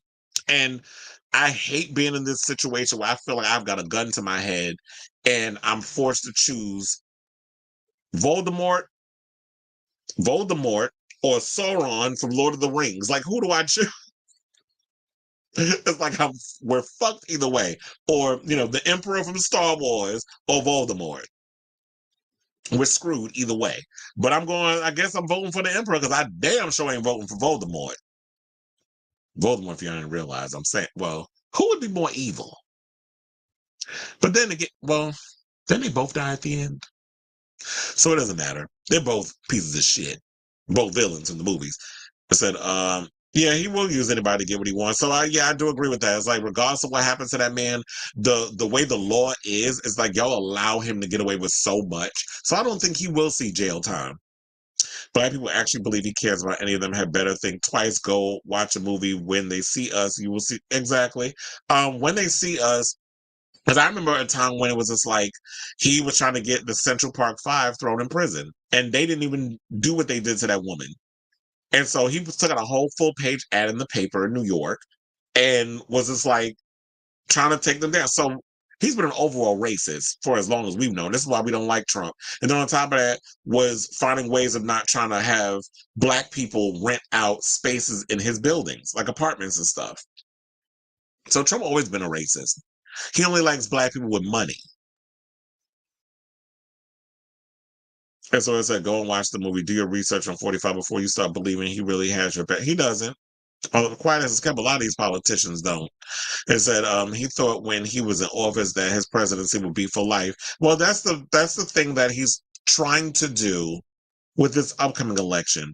Like this upcoming election, there's a lot at stake. I feel like, yeah, we could vote for Biden in office, but we could still hold that fossil's feet to the fire, especially what's going on in, Rafah and Gaza, where people are being starved. And remember when they said that Palestinians were beheading, babies and all this other stuff. No, Israel's doing that because I saw the video.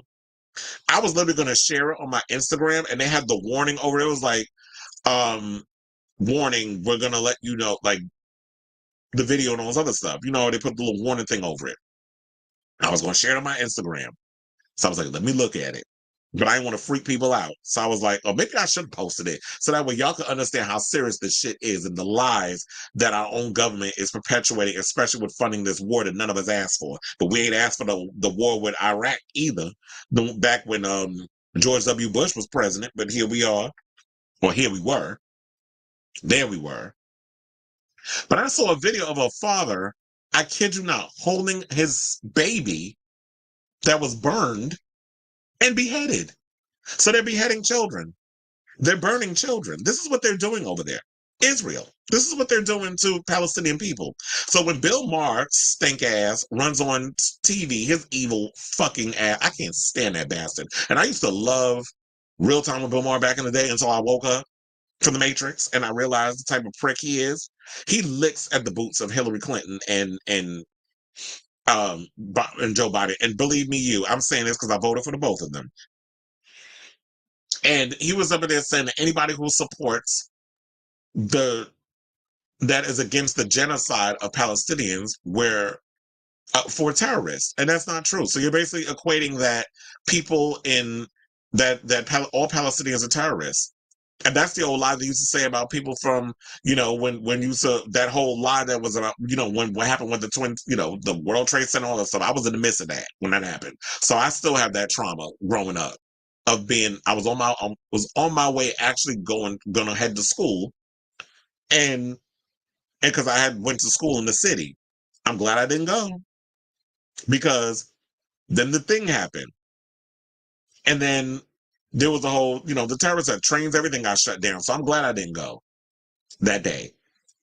So I say all this, it's like when people go around saying that, oh yeah, they're all about, let's not lump everybody under one branch because there are extremists in every group. There's extremists in the peaceful protests. They have those. There's always small little situations that exist in bigger things. There's, like I said, there's extremists in peaceful protests. There's extremists in religion. There's extremists in politics. So there's always going to be those little extremes. But the 10 people that's a part of the extreme, in the extreme umbrella does not, what's the word? It does not, we should not paint everybody under that situation. So I hated that they was trying to put that out there. And the thing that pissed me off is that you have a platform like the people over at The View that just let that fucker sit up there and just say all that shit without pushing back. Except Sonny did it, but she ain't doing hard enough. Probably because she wanted to keep her damn job. Like the rest of them. And also, me speaking out against what Israel's doing to people does not mean that I'm anti-Semitic. Because here's the thing, what a lot of people don't know, and shout out to the Young Turks for this, then we're going to get all this politics. The Young Turks revealed that one of the biggest funders of the peaceful protest is a Jewish person. So does that mean that this Jewish person is anti-Semitic against their own people? But they're not going to tell you. Western media is not going to tell you that. I said, yes, he does. They're already trying to rewrite the Constitution in his favor. A bunch of dumb rappers. Well, yeah, child, this is why we can't get our politics from celebrities, because not until they fucking dumb and don't understand what's going on. Is it really racist to not want black people in his buildings? Yeah, it kind of is racist, especially when he's known for that. Are you trying to imply because black people don't pay their rent or black people will damage property and stuff? Like, I've seen other people do that too, not just black folks. But, and then, you know, there's this thing with squatters' rights and stuff that goes on in New York that a lot of people take advantage of. So the housing market is is all screwed up anyway. So I remember when Trump went to Puerto Rico after, he did, and I said, "What are you going to do? Throw toilet paper at them in the Bronx?"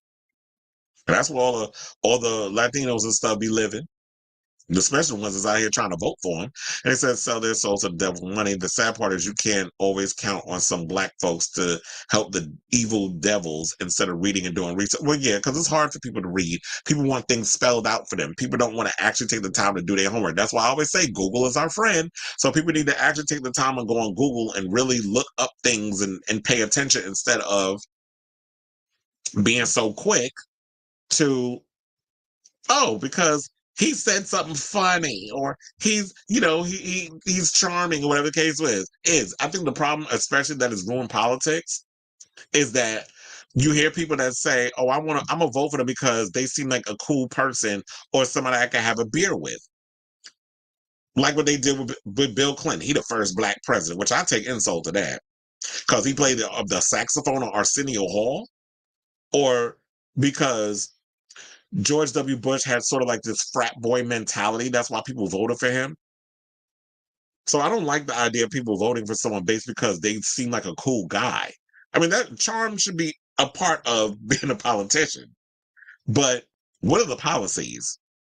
And how you going to help me not be spending so much, and the rent hikes or, gas prices and food prices? When we going to bring all that shit down? Like, that's what I'm generally concerned about. And that's what I think most Americans are concerned about. I don't have a fucking beer with the president.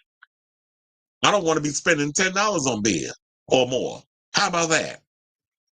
So it said it takes 10 seconds to look something up. You used to have to go to a library. Child, I miss those days. Yeah, I used to always go to the library. And the one library I always went to as a kid was the one in Grand Army Plaza where Jay-Z, I don't know if he still has his exhibit there, but Jay-Z had his exhibit and all this stuff at that library. That was the library my parents, when I lived in Brooklyn, because we lived in Brownsville, they used to take us all the way out there. That was in downtown Brooklyn. We would get our books.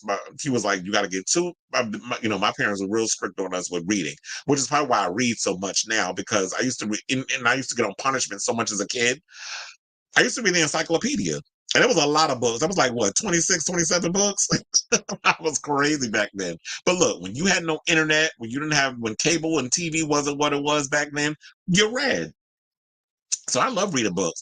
And when I used to go to the library, my parents would be like, okay, you get 2 books of something where it's like you can learn something from things, and then you get a book of your choosing, which I used to love doing that. And I used to read a lot of those. But so I would get my Goosebumps, or I would get, my Hardy Boys and all other stuff. But I would also, and then Star Wars, but then I would also get like something educational and stuff.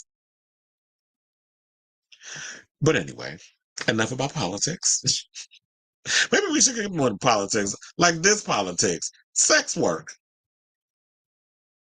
Which, as they say, sex work is work, right? So Candace Owens thinks pornography is bad, but Cardi doesn't agree. So,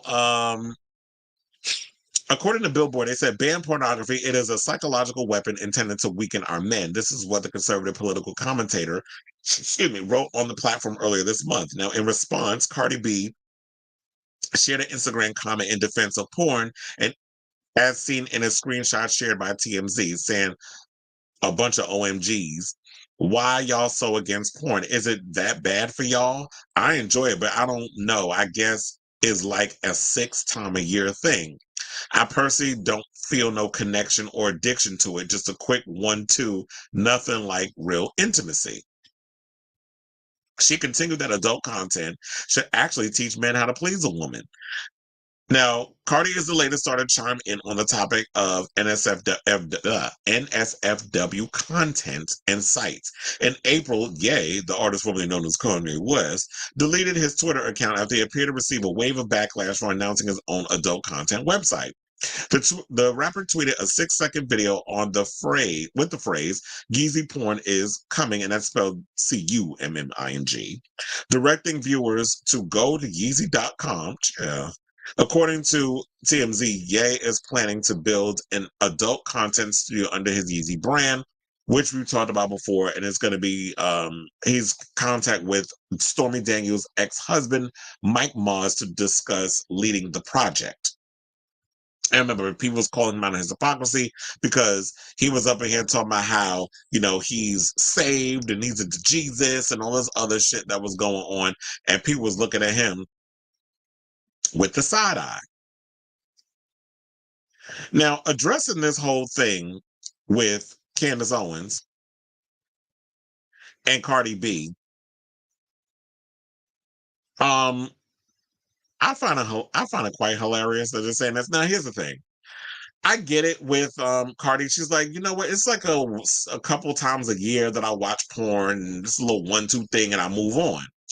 But porn is not necessarily something that moves me the way that it does a lot of people. Now, like I said earlier, when it comes to, everybody has their vices. There's some people that are casual watchers of porn, but then there's some people that are extreme. There are extremities in everything.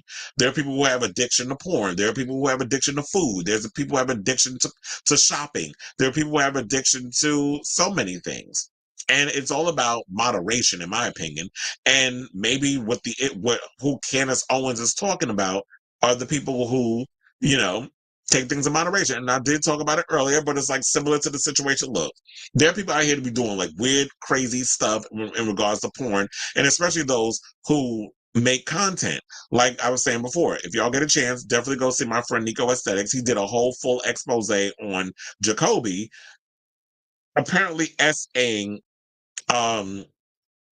oh my God, Castro Supreme, who, in case I don't know who he is, he's someone who did a lot. Like he's the porn that I used to watch growing up. Like I liked a lot of hood porn. So he was like, we had Latino Fan Club, we had thug porn, we had Enrique Cruz, who in my opinion did porn the right way, because he had the finest boys up in there, and it seemed like they were really into each other when they were doing the intimacies. And there was a video that came out like 20-something years ago of Castro and Tiger Tyson did a scene together, and Tiger tore that pussy up so bad that Castro ended up calling Tiger by his government name in the video. I got the VHS somewhere.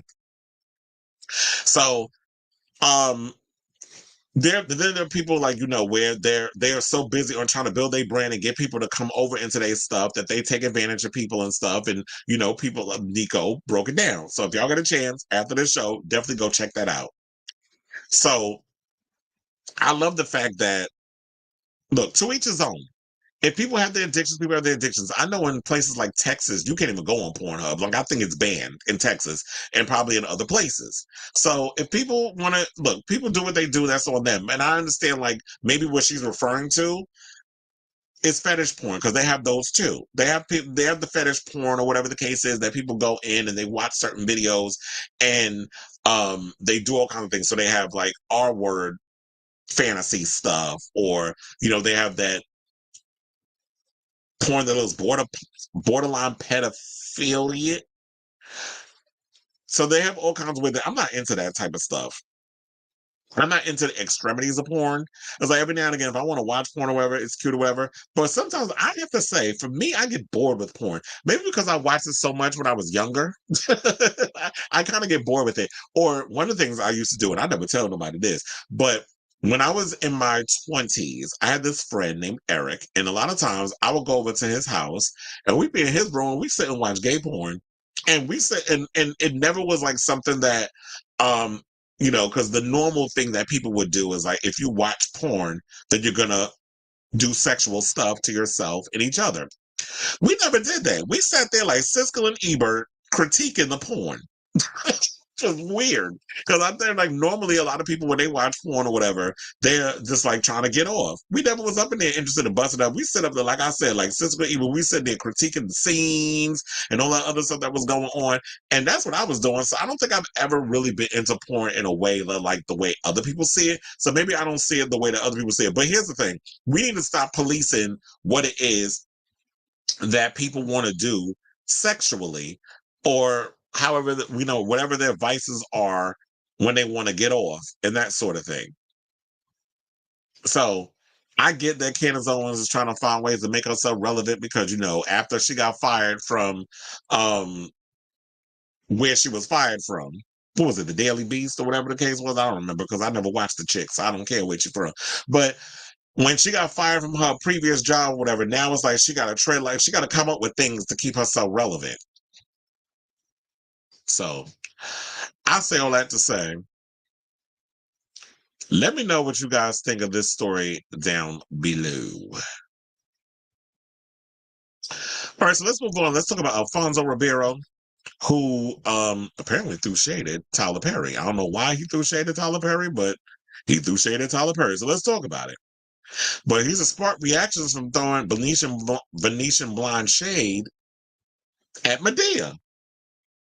Now, after a recent interview with Closer Weekly, where the former Fresh Prince of Bel-Air actor shared that his acting career has stalled after famously playing Carlton Banks, saying it was one of the greatest roles that I ever was fortunate enough to play, but it also was the role that stopped me from acting again because people couldn't see me as anything else.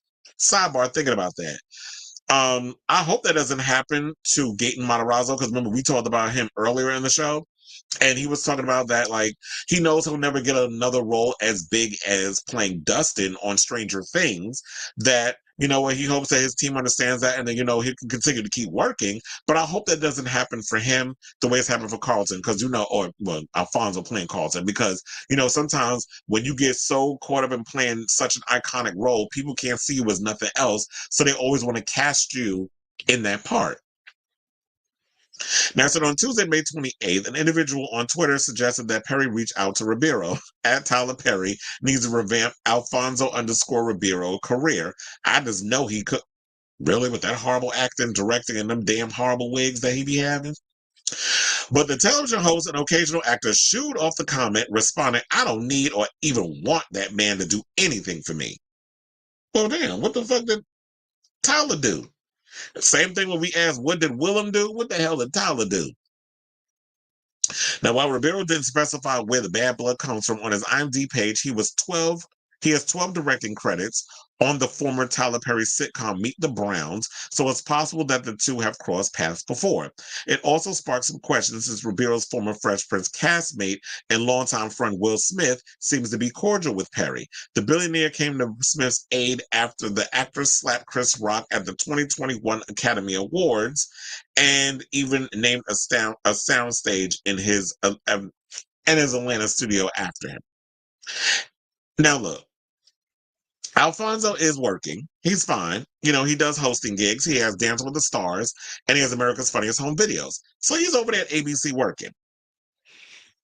Now, the whole Tyler Perry situation, I'm like, so you want him to help Alfonso Ribeiro's career like he helped Elvin from The Cosby Show? Like, the Elvin did one little situation. We ain't heard from him again since. Is he still back at Trader Joe's? Like, I need to know what's going on with that. Like, I don't know what's going on with the actor that played him, the one that played Elvin on The Cosby Show.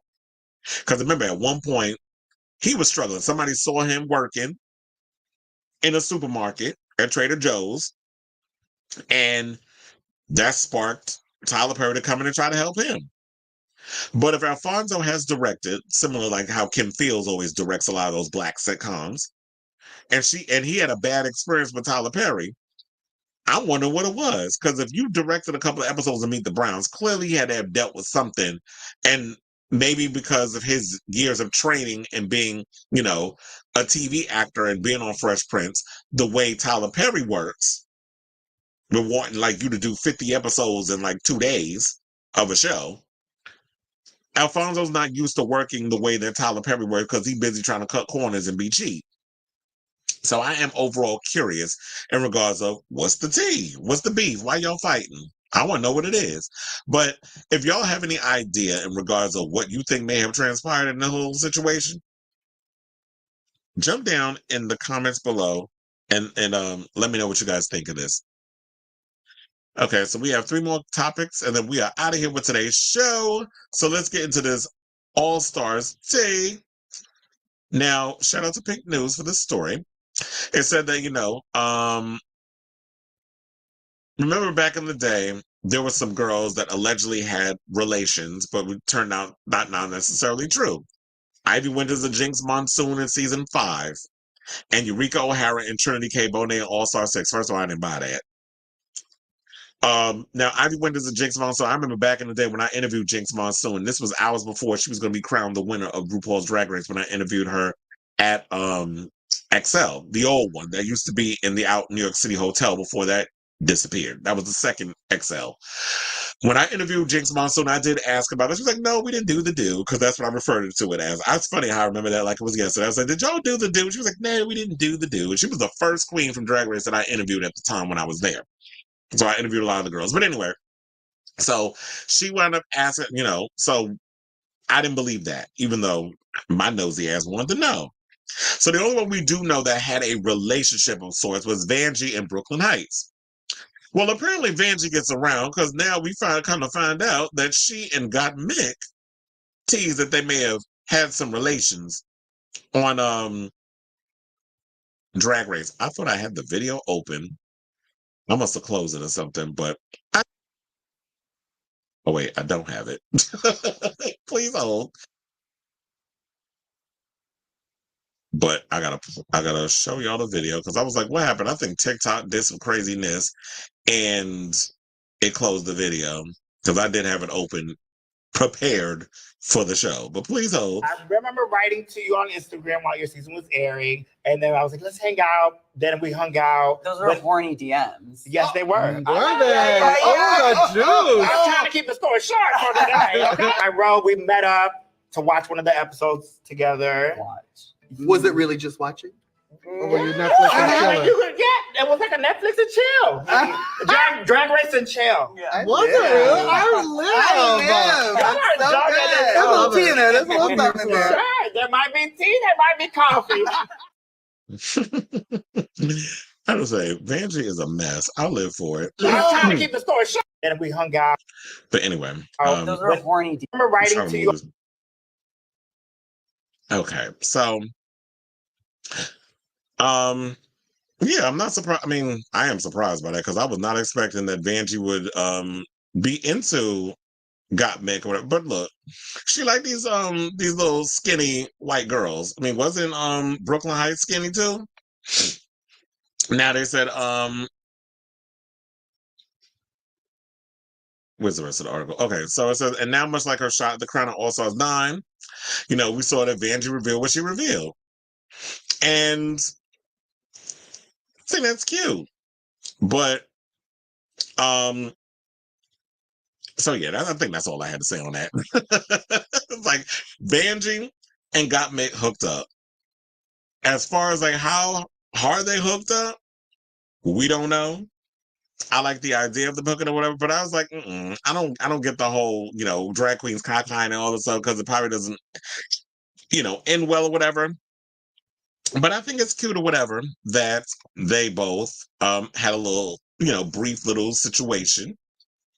And I'm sure if they have, if they do a All Stars reunion, which I don't think we ever got for All Stars, the last one, but if we, when it comes around to, well, the one that we all wanted, the all winter season, I'm still waiting for that one to come out.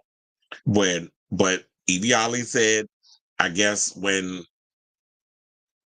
Bob the drag queen close her eyes and go up to, the heavens, is probably when that'll come out and we'll see it. So congratulations to you two. I was like, I would have never expected to hear that team come out of Miss Vanjie. And I have to say that, what, I am definitely loving this season. Like I did watch the Snatch Game of Love.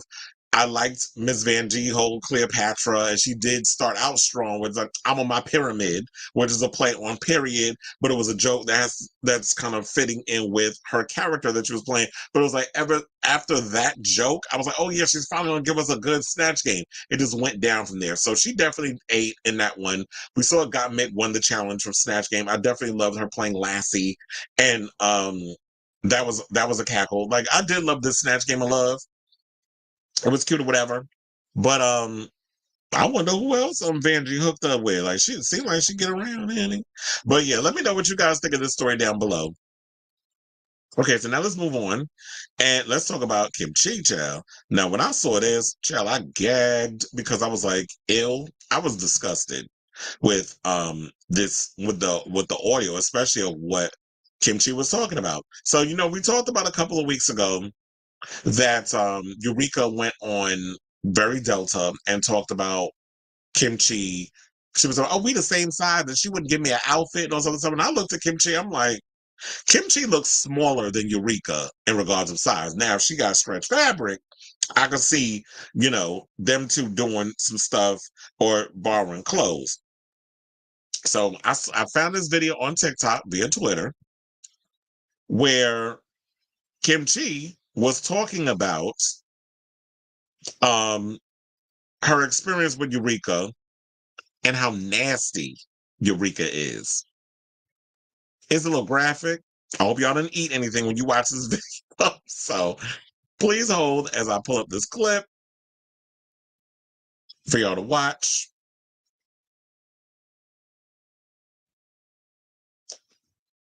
Okay. I'm not entitled to loan her any outfit because she's not my friend. We've never been friends. We were never cool and we never like fucked around like that. This person does not have the best hygiene. Okay. Like there are days where like I'll try to like convince this person to shower. And the person's like, oh fine. Like I'm fine, girl. And I'm like, but no, like we are all like traveling, living together, and we have to like smell you constantly. Like for example, they had like a jumpsuit that would get drenched in sweat like after their performance, and which it happens most of the time. Like you hang sweaty things out so it can like air out and dry. Well, this person would wrap the sweaty jumpsuit up and put it in a plastic bag and carry from city to city, and every time this entire person's luggage would just smell like strong mildew, like a vinegary mildew. And on top of that, this person had like an open pus in their stomach that they were, instead of getting treated for whatever reason, they were covering up with duct tape.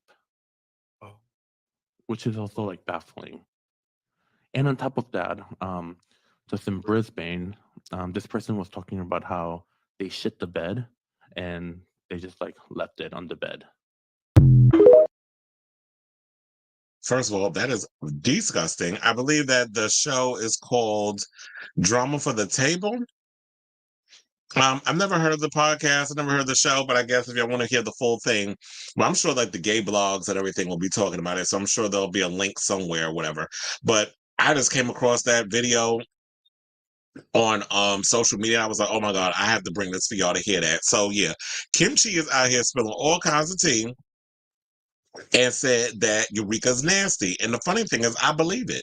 Like, how you walking around here, like, your clothes, I mean, I get that the clothes are sweaty because that happens. Like, if you work out at the gym or whatever the case is, or you're doing anything that's physical and you start sweating, you need to air out your clothes so that way they don't start stinking or whatever the case is, because that's going to happen. You can't always get your clothes to the dry cleaners, especially if you're a drag queen. So it's like, if you perform whatever, yeah, at least let it air out. And then she's out here doing all kinds of stuff. But it kind of makes me wonder, was she out here shit in the bed because that was, she was in one of her little drug situations at the time, because she's always talking about addiction with her.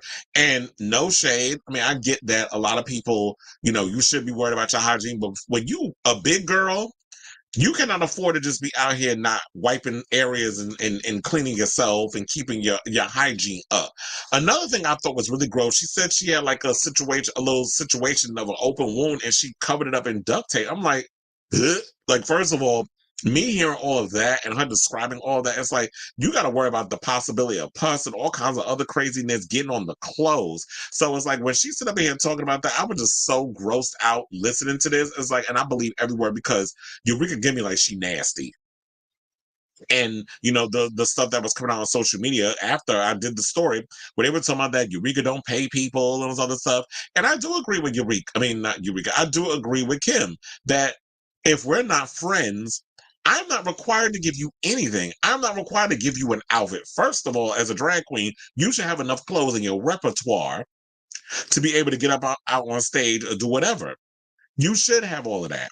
Don't think just because we all cordial with each other, whatever, that I'm going to trust you enough to let you put on my expensive shit when A, you ain't washed your ass in a day or 3. B, you got cysts and all kinds of other shit on your body that probably pop. Wasn't there somebody on the show that said that they had a cyst? On one of the episodes of Drag Race, and they had like a little cyst or whatever that burst, and it was like in their first episode. I remember who it was. I know it was the Asian queen though. Was it Rock'em Sakura? It was somebody. I can't remember all the time because it's been a minute since I've seen that season.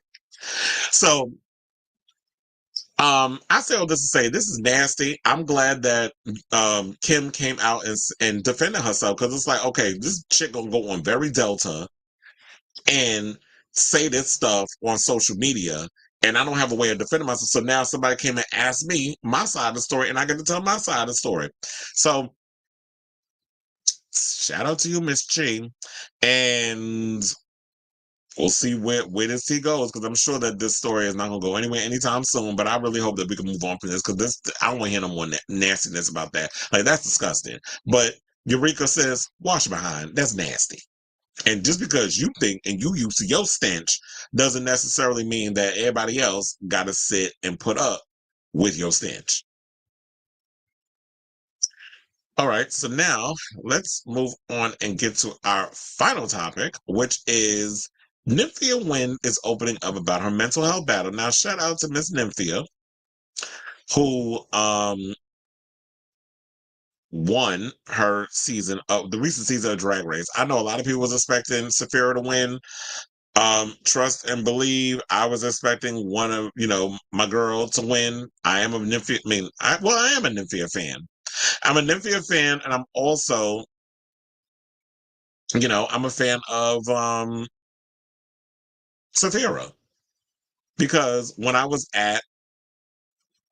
to Philly to the Brooklyn Bowl, I got to hang out with Sapphira. I got to help out with the photo shoot. I was doing stuff. Then afterwards we went to a club out in Philly, and that was a great time, where Sapphira and a bunch of other queens that she associates with performs, and she had like a big event at the Brooklyn Bowl, and she had a lot of her friends there. Honey Davenport was there, and they kind of did like a little Roscoe's type of episode. So in between the commercials, they would ask Sapphira questions. So it was a lot of fun. But and I actually like that. You know what? I think in my gut, I had a feeling that Nymphia was going to win. And it's good that we got like an Asian queen that has won the show. It's a long time coming.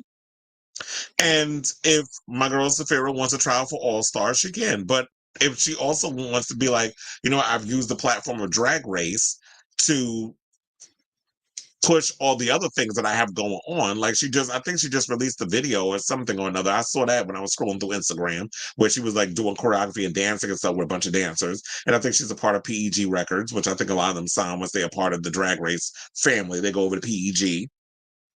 So, so if Sapphira doesn't want to come back and do another season of All Stars, whatever the case is, that's perfectly fine. She'll just use her stint on Drag Race as a way to catapult herself, or maybe we will see her down the road. I hope she does try, but if she doesn't, she could use her cachet of being a part of the show and being loved by everybody as a way to push whatever it is that she's got going on outside of Drag Race. So Nymphia has spoken candidly about her struggles with her mental health as an Asian drag performer. Now, despite winning over Drag Race fans with her bananas personality and jaw-dropping looks, the Taiwanese American performer was often depicted as doubting her abilities. It says, but she doesn't need to. After bagging three challenge wins and delivering a stunning performance of Kylie's Padam Padam in the final, and even the Aussie pop superstar herself acknowledged, Nymphia beat closest competitor Safira Cristal to take the crown. One of Nymphia's challenge wins was during episode 14, entitled Booked and Blessed, in which the queens had to begin writing a memoir. Now, almost 2 months on, Nymphia has released a full extract from her book, Breaking Wind, The Art of Letting Go, in partnership with LGBTQ youth suicide prevention charity, the Trevor Project. Now, here's the funny thing. I actually thought when they were doing that book that it was this challenge. I thought it was a joke. I didn't know she was really going to actually do a book. So it kind of makes me wonder if the other queens are going to come out with a book of their own. I should have checked her Instagram to see if they actually have the book. But anyway, I want to say the chapter marks the end of Asian American Pacific Islander Heritage Month, AAPI, and the beginning of Pride Month, which, kicks off on Saturday, and touches on Nymphia's battle with mental health issues while growing up and becoming a drag queen. The conversation around mental health in Asian countries is very different than in the US. Growing up in Taiwan, mental health isn't discussed as much with friends or family, and the taboo nature of the topic can make people uncomfortable if it was brought up. This is what she writes. I remember starting out in Taipei and getting to know the scene and making new friends, but coming up in drag takes a lot more than the average person would assume. They say we are our own worst critics. I was always hard on myself if I didn't perform to my own high standards or my look wasn't perfect. Even moving to Brooklyn, where conversations around mental health are more common, there were moments when I would feel down and unsure of where I fit in my drag, Asian or queer communities. According to the Private Project, more than 2/3 of young queer AAPI people experience symptoms of anxiety.